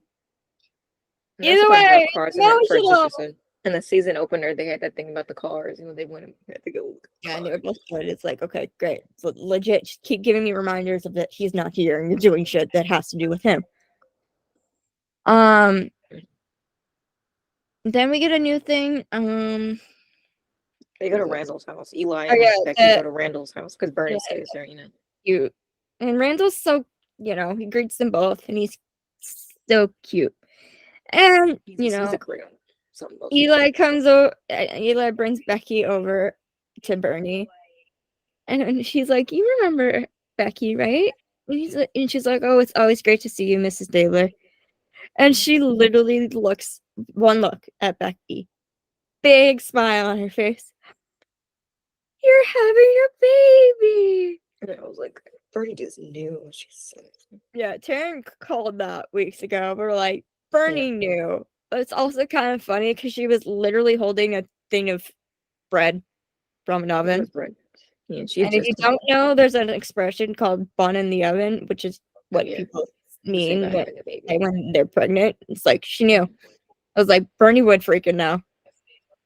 And also, like, from what experiences with having a grandparent who had dementia, they often talk about babies. Yeah. Which is an interesting phenomenon. So it could be also that. And she just, you don't really know, but Bernie knew I sometimes. feel like Bernie would just know. Like, yeah, she just knew. She would know. She had like 6 children. I guess she knew what the sons were. She had 6 children too. Yeah. Oh, he has another brother they just forgot about. Also, he has 4 brothers. 3 brothers are. Of course. If you go to the wiki, if you go to the wiki and you look him up, of course, he has 2 sisters and 3 brothers, but they didn't seem to care about putting the other brother in here. Oh,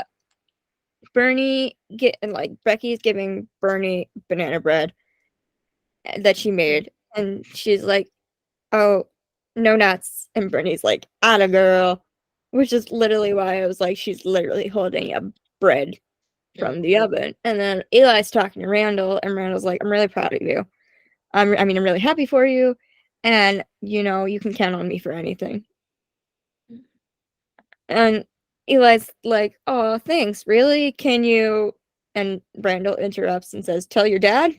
Not a chance. That's on you." That's pretty good. That was funny. That's for you. Yeah, you can go tell your dad. I'm good. And then Bernie is like, "We should have another family dinner all together, just like last time." And Randall's like, not. And Randall literally is like mutters, "Not exactly like last time." Yeah, like she doesn't remember what happened. She doesn't remember, but they literally had a fist fight. Everybody else does. Everyone else seems to remember the fist fight that Elliot and Randall had at the family dinner. Yeah, and the Last Supper. Yeah, that was. It literally was. Everyone's like, okay. And so then we transition to a hotel room where Joe Jr. is staying at.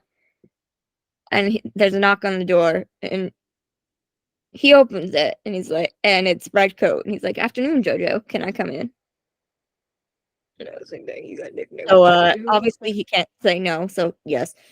You did. You can't say no to and he says his son is in town. And Joe Jr. says he should have, and he wants Joe Jr. to have dinner with them before the last shipment comes in. Yeah, because they're about to exit to make their goodbye. Goodbye, so long, a boy. And he's like, okay. And then he leaves Joe some illicit substance on the table. Wrapped in a tinfoil. That's wrapped in some tinfoil. You know. And he's like, we call him this a test, and and Emery's like, no, call it insurance. And so they leave, and you can see Joe Jr. like hesitantly, like he's thinking about it and reaching for it, and then he doesn't. But then he brings it to Elliot. Yes. He's like, here. And then basically he's going to talk to his dad, them tonight, and see what's going on. And the last shipment is coming soon. I'm not going to be at the family dinner tonight. This might be the last time we see each other. All that stuff. And then they have a stay safe brother hug. Yeah. But then also at one point, Elliot's like, what family dinner? And Joe Jr.'s like, don't you read your messages? Apparently not. No, apparently not. Then we transitioned back to the bureau, and there's Jet sitting there in like a black lace shirt and black pants and black like high boots, literally sitting on a desk. And I literally wrote, how can someone be so cute and so badass at the same time? Because that's what Ainsley is. They are cute and they are badass at the same time.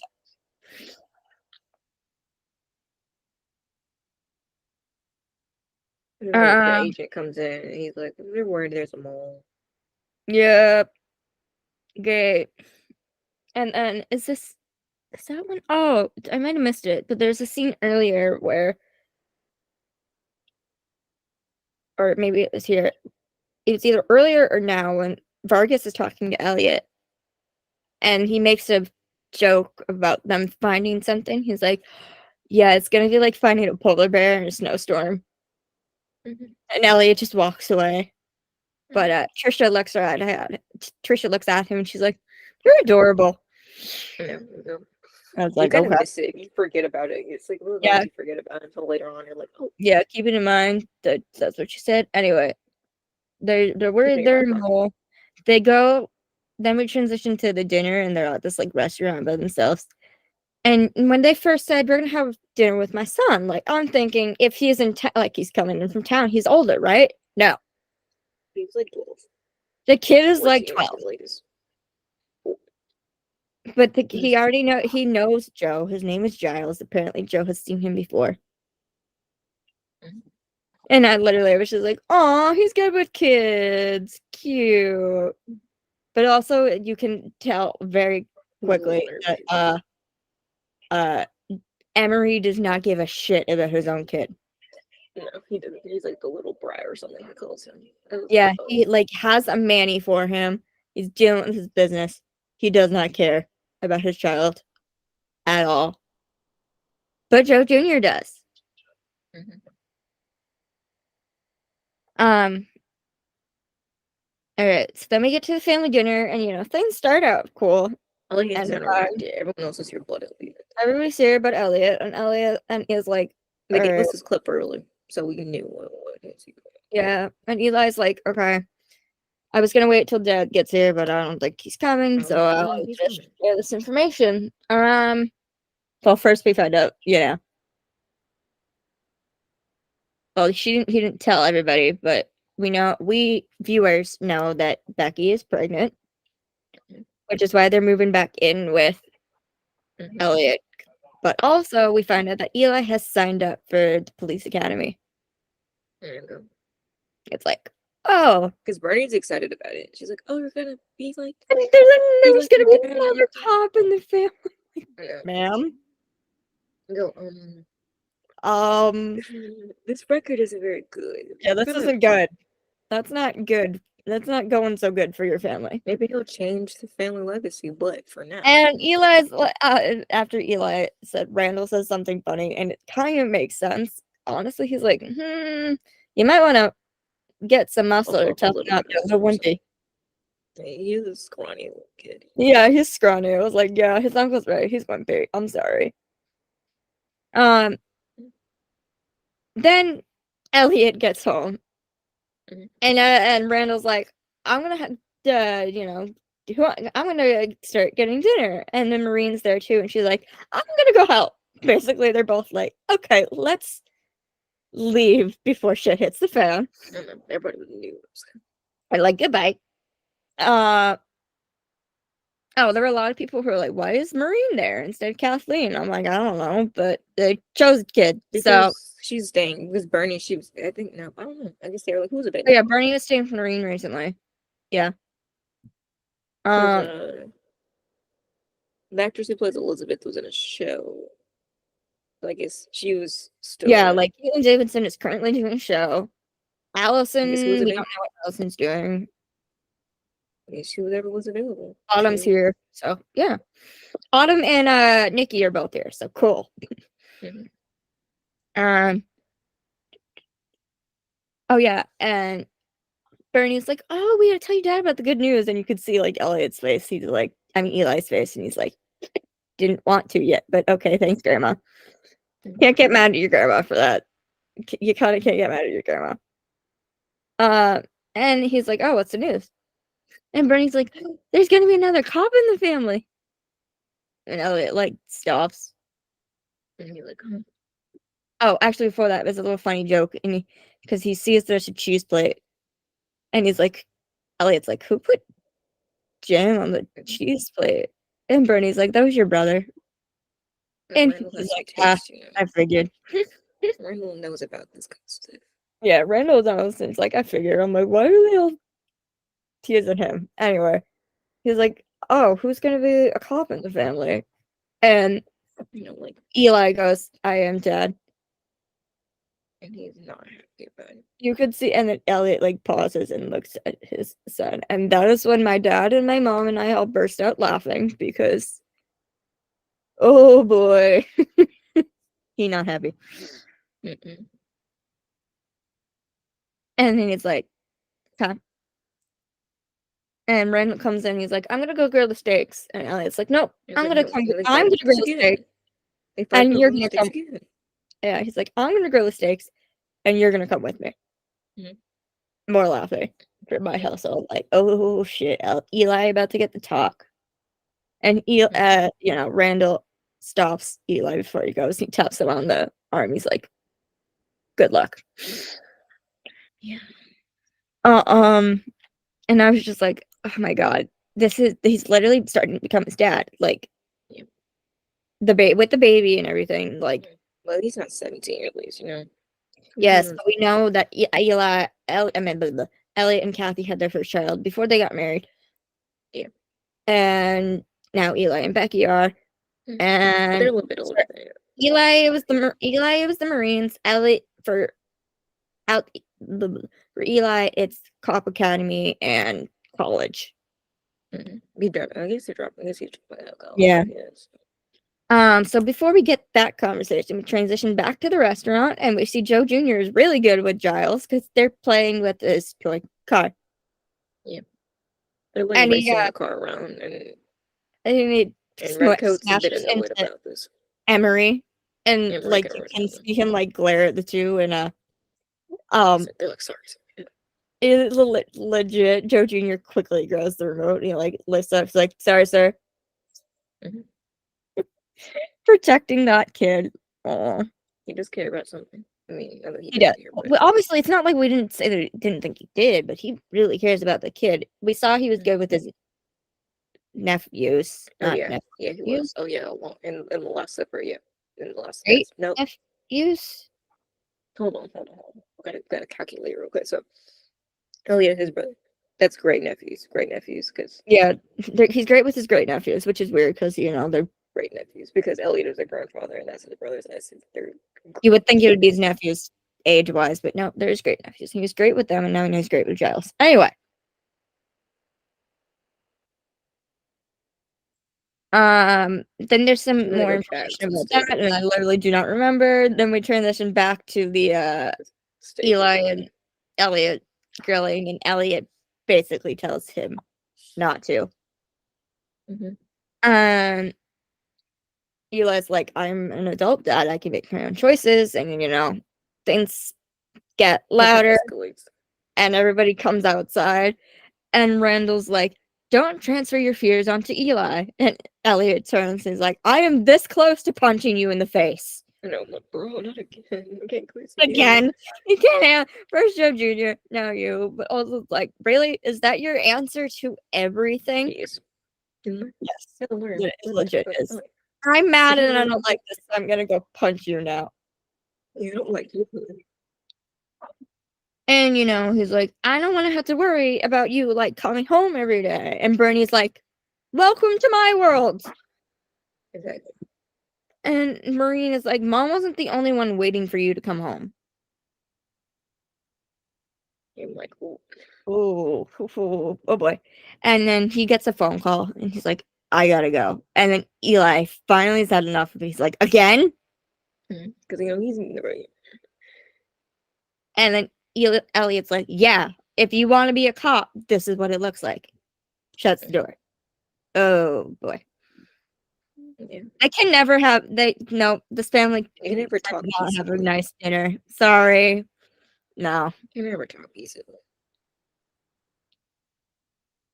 All right, they go back to the Bureau, they find out that this manifest lists at least 9,000 cases of this, like, mass destruction thingy or whatever. Lots of stuff. And it's like, oh shit. And then they get footage of literally Emery and Tyler from the farm is literally gagged and tied to a chair. And they're like, oh shit, we gotta go. So they go. And they're like waiting to see what's happening. And we get a small conversation. Finally. They see him on this like Red Room type website. Yeah. And like hit their face. I don't know like if you know what the Red Room is. I'm probably not gonna. Don't worry about it if you don't know. But, Emery's face is blurred. Yeah, it's kind of like the Red Room type, dark web Red Room type. Like then the camera transitions, and it's like obviously we knew it was him. Like he didn't blur it out. We obviously knew it was him, but he didn't want anybody else to know. So then we get this Jet and Trisha conversation. It's like finally they're talking. And it starts off okay, because there's this thing called the Bechdel test in media, and it's basically like, can two women have a conversation that does not involve two named women? Two named women. Two named women talking about anything else besides a man. And it starts off that way. It does. Because they both go on and they're both in the van and they're watching the cameras and they're like, this is the worst part. I hate waiting. They both hate waiting. And they go on and Trisha could tell Jet has been undercover and she's like, yeah, I have. And then they're talking about that. And it's like, okay, cool. So we got that. What's next? Me thinking, I don't know, me and my little heart hoping, hey, maybe they'll start talking to each other. No. Trisha's like, what's your relationship with your guy at the precinct?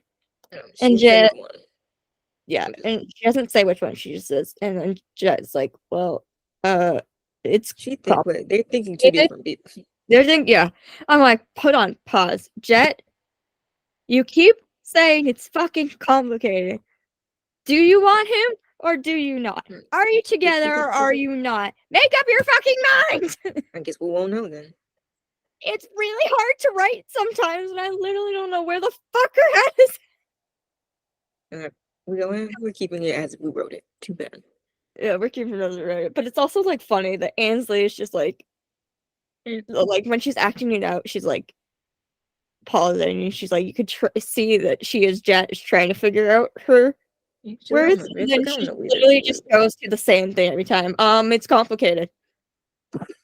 It's not that complicated. It kind of is, but kind of because Jet is so articulate with her words, and she has all these fun phrases and things for everything. But when it comes to guys, she's like, it's just complicated. It's complicated. Moving on.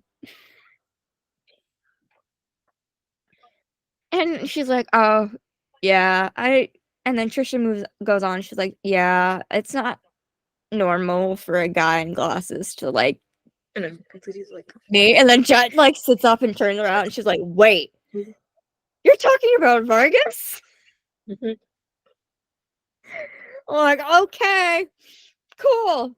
Not what I expected at all. And especially apparently Jet didn't think so either, but sure, I guess. Curious. Sure. Like, I thought that adorable comment was sarcasm. I didn't think she was actually flirting. I did for a second, and then when I thought about it again, when she had this conversation, I was like, okay, ma'am. Okay. But also the way that Jet was totally flabbergasted. She's like, wait a minute. You're not talking about Reyes, you're talking about Vargas. Okay. I was like, oh.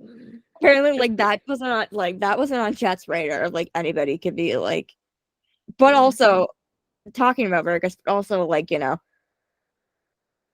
she didn't think, when she's like guy in glasses, Jet was like, wait a minute, she's talking about Vargas. Wait a minute, she think I had a thing with Vargas? No, I have a thing with has, or I don't know, something with Reyes. Like, oh boy. So you get like a half point on the Bechdel scale for that. And then we have a thing that was like, no signal again. Mm. And we find out that, yeah, apparently the red coat guy is the guy who's the mole Mm-hmm. that everybody's worried about. And it's not in the FBI, it's just him. And then that's when they showed Tyler gagged and tied up. And they like He's in opened like this a blue case. booth. Yeah, he's in this kit, and then Julian opens his case, and like there's like these six like cylinder things with like little metal dots on top and around the sides, and he literally just throws it in there, and we find out that it's poison because he's legit shaking and coughing, and oh my god, It's really huge. it's not pretty, he's gonna die. So everybody rushes in. They're all watching this. And they're like, And yeah, there's no signal. They see it, and everyone's like, okay, we gotta go. Problem is, it's not the right location. And I was like, of course, this wasn't gonna be that easy. Um,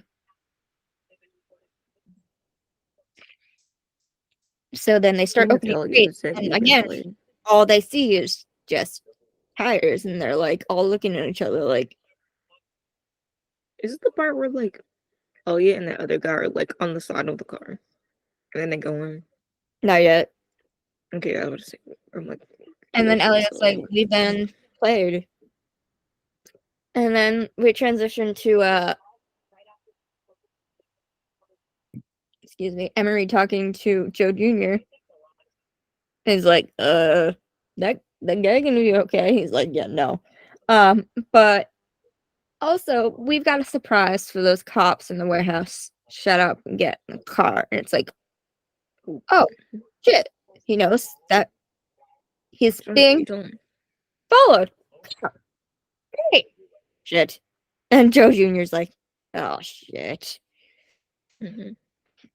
Oh, I skipped ahead. Before was when Jet is wearing like her leopard print shirt and the tan jacket. She still has boots on. Now Jet is wearing all black and sitting on the desk and boots. Again, cute and badass. And they're talking, and there's an argument about between the ATF guy and Elliot of like if Joe Jr. is like on their side or not. And then Jet is just like done. So she raises her voice and she's like, what's clear is Emery knew he was being watched by law enforcement in some capacity.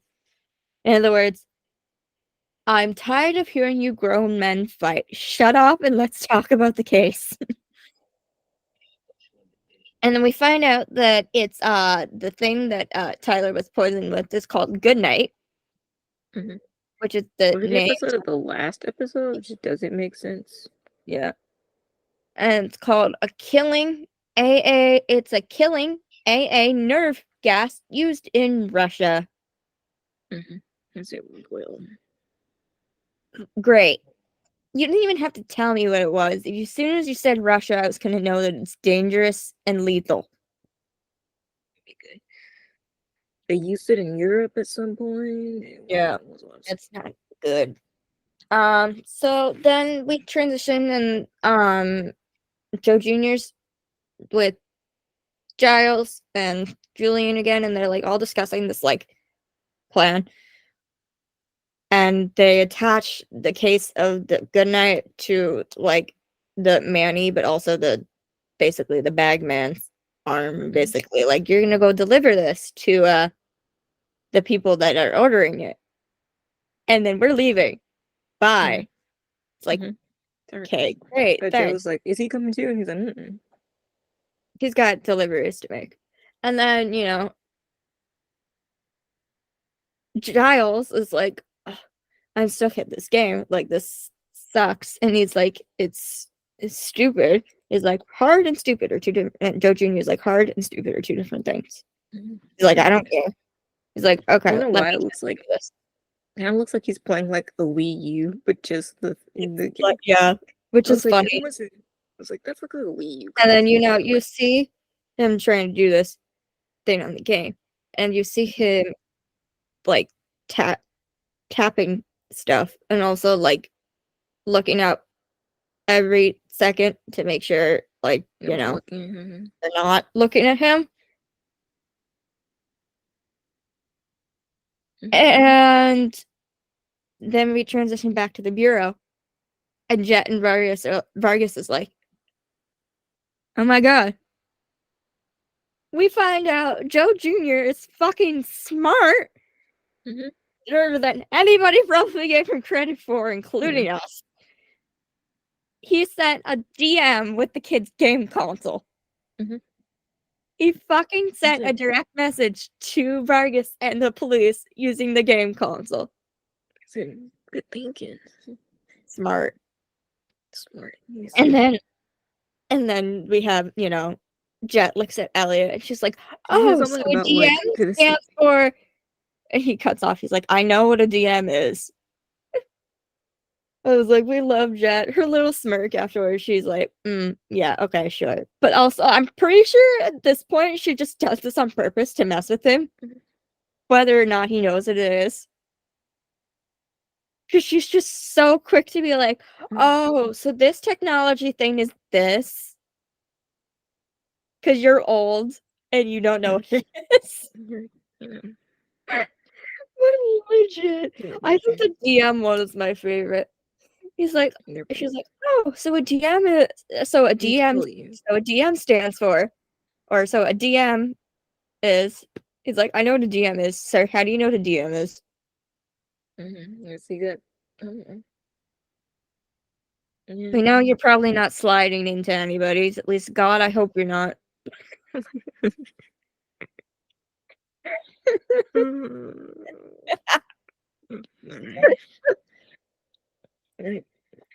No, you had to have a funny joke. I had a funny joke. No, you had. Yes, you had a funny joke. Now I have a funny joke. And somebody put one of our friends who like puts out cat who puts up like Jet shit, who's basically she's our go-to source for all things Jet.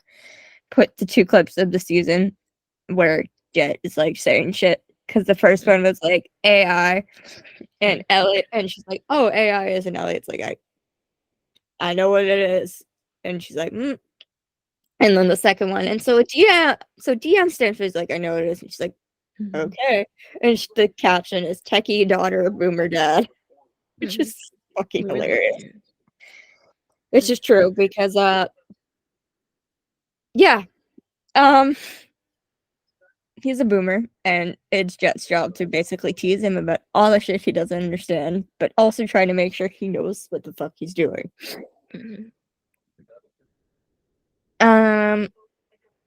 So okay. Now that they have the location, they have to go in, and the team goes into this warehouse, and there's an instant. Actually, no. They arrive at the airport, and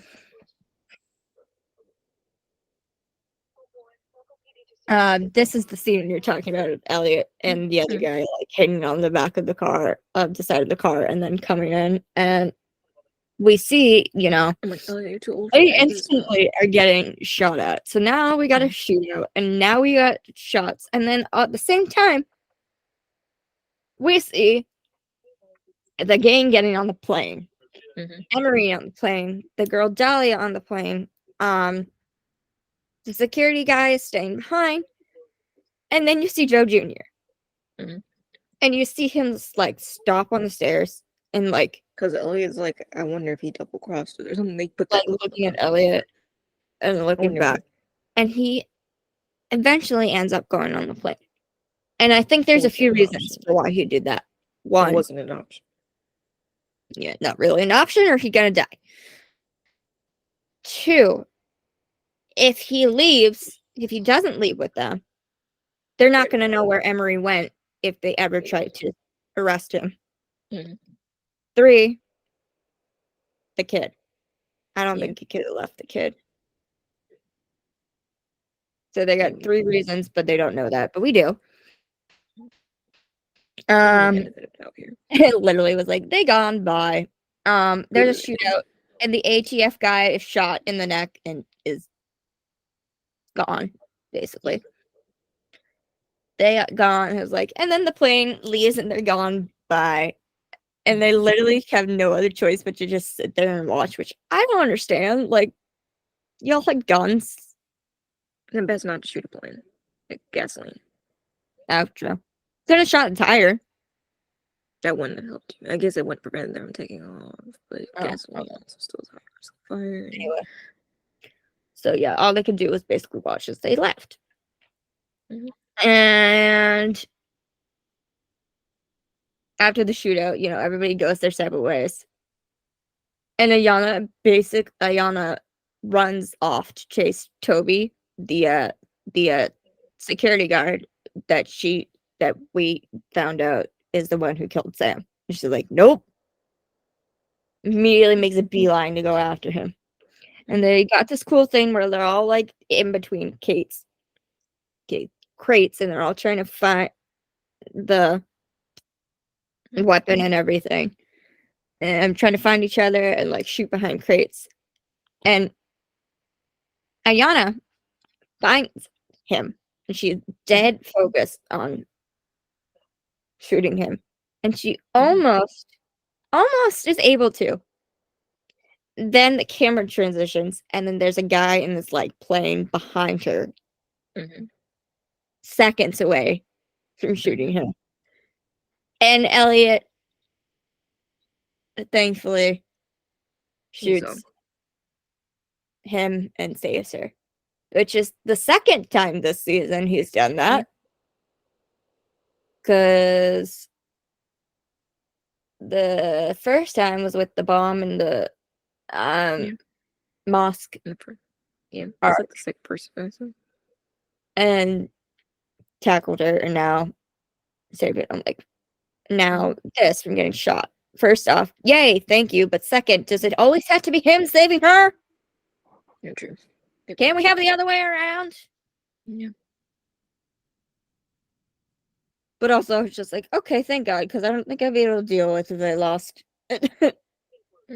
Danielle. I'm like, no, thank you. I don't think they're gonna Freaking the freak out. People be really mad. Or I'd be mad. And then we got Reyes following the guy who has the case. And he shoots the guy who has the case. And he like radios that, yeah, I got him.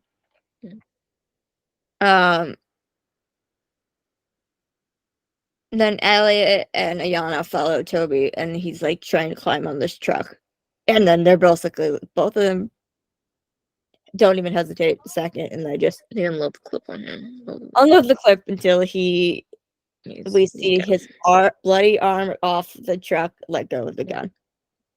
And then we see the camera transitions and looks right at Ayana, right at Danielle, and she's crying because he's the one who killed Sam, and they just killed him. And now that I remembered, I made a prediction about this, and I was right. I said last time that Ayana came face to face with somebody who killed a partner or a colleague that was close to her. The dude with the dog, whose name is escaping me right now. The one who killed her partner. She almost killed him, but couldn't, and Elliot basically talked her out of it. This time, I was right. I was like, she's not kidding. No second thoughts about this time. He dead. Which is true. I gotta find the name, because I'm like, it's gonna bug me if I don't. And yeah, she's crying because, some sort of justice, I guess. Some sort of justice. I mean, again, this never should have happened, but really shouldn't.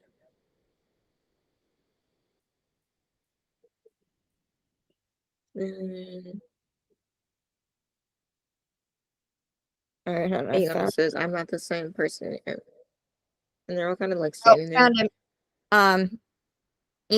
Eamon Murphy. Yeah, she didn't kill him, but she wanted to.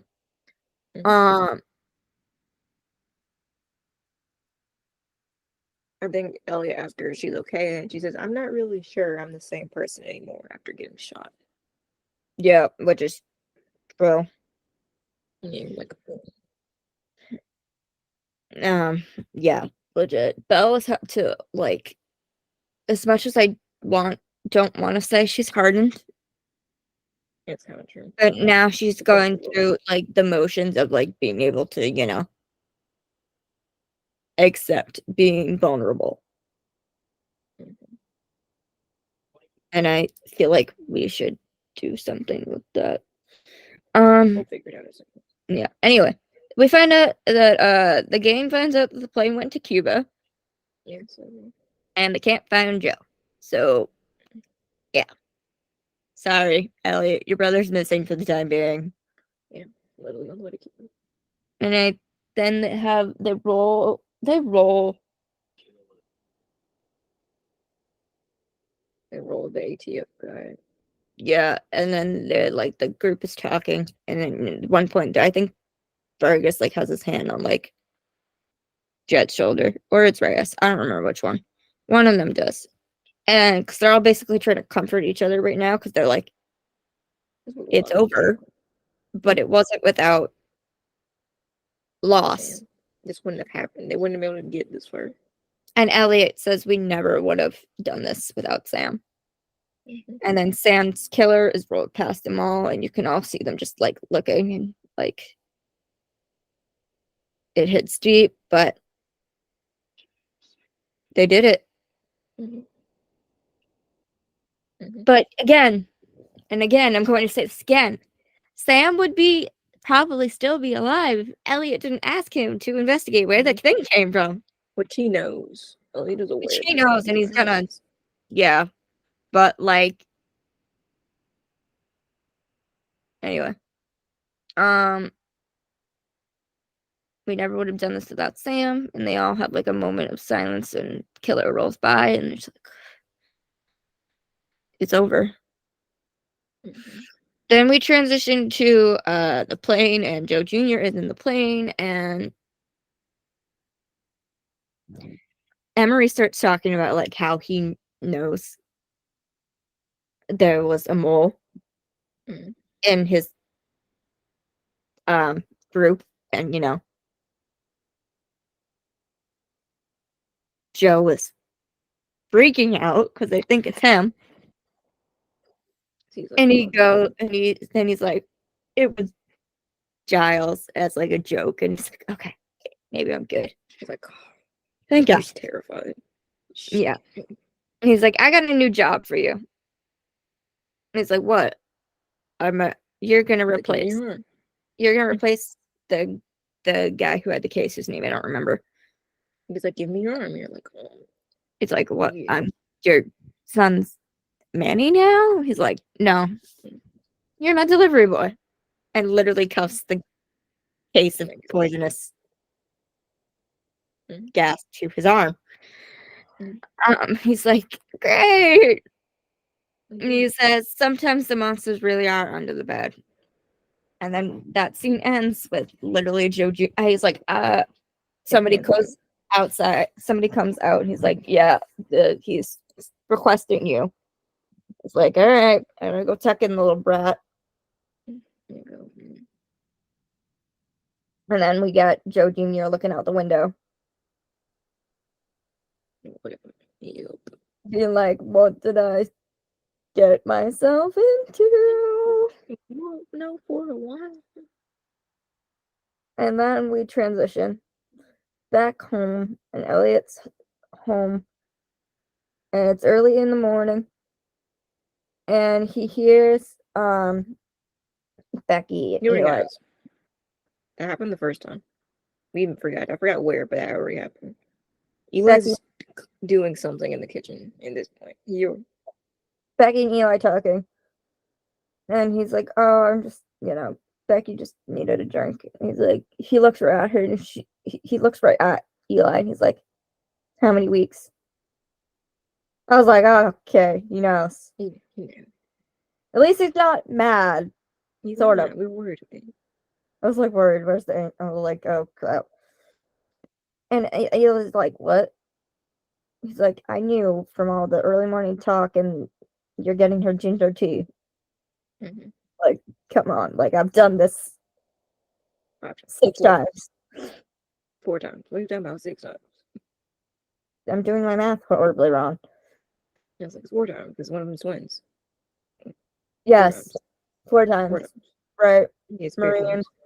Kathleen, the twins, Liz, Elizabeth, and Dickie, and then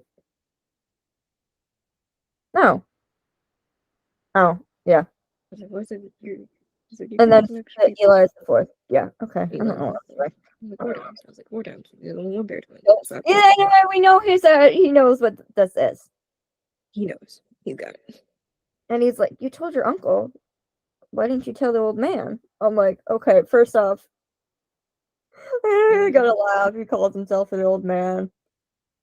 Well, he knew he you was gonna should react, admit so he that, was sir. worried. You're like, did you tell? Like he knew. Well, Eli Yeah. was worried he was gonna react. Basically, it ends in a nice conversation. Elliot knows that he's going to be a grandfather again. The third time.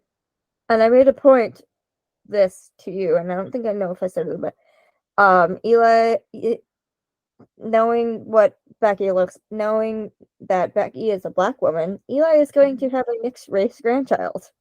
Yeah. Which should be interesting. Mm-hmm. And God knows I already have an image in my head. If it's a baby girl that he struggles with her hair, he calls Ayana. Like, help, please. Ayana, help me. What do I do? Or no, actually, it would legit. He wouldn't even say that. He'd just be like, "I got an emergency," and she'd be like, "Okay, what emergency? Why are you calling me over your house on a Saturday morning? What's going on?" And he like just shows her the girl, and she's like, "Oh, I got you. really, man? You gotta tell me. You can't tell me that wouldn't happen." I would definitely would. You would never do my hair. No, one second. Hair day is an experience. Yes. It's a way of life.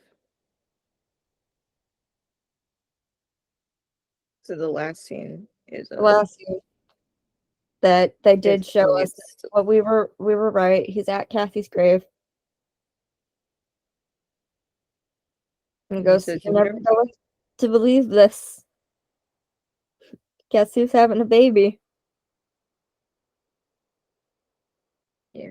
And I looked and it saw the thing, the grave. It said 20. The death year was 2021. I was like, it's been 3 years. Mm-hmm. Damn. Guess who's having a baby? Your baby. Sweet. Guess who's having a baby? Your littlest baby. Your baby. It was sweet. Yeah, it was nice. I give this episode 4. Yeah. 3.5. I mean, it wasn't like, it wasn't finale-ish, but I feel like it, out of all of the shows, it's the one that kind of closed things up the most. Yeah, but it didn't close it, but it closed it a bit better. Yeah, not fully, but more than the other 2 shows, because it's like they had to figure out how to end some things because they're going to Peacock. Yeah, we don't know when. We don't know when shows or how or what they're thinking or how they're doing it or what's going on. There's no 10 episodes, whatever it is. But I will say, and I put this at the end of the doc after all 3 episodes were over, and I put it in all caps, and I was like, nobody died this time, thank God.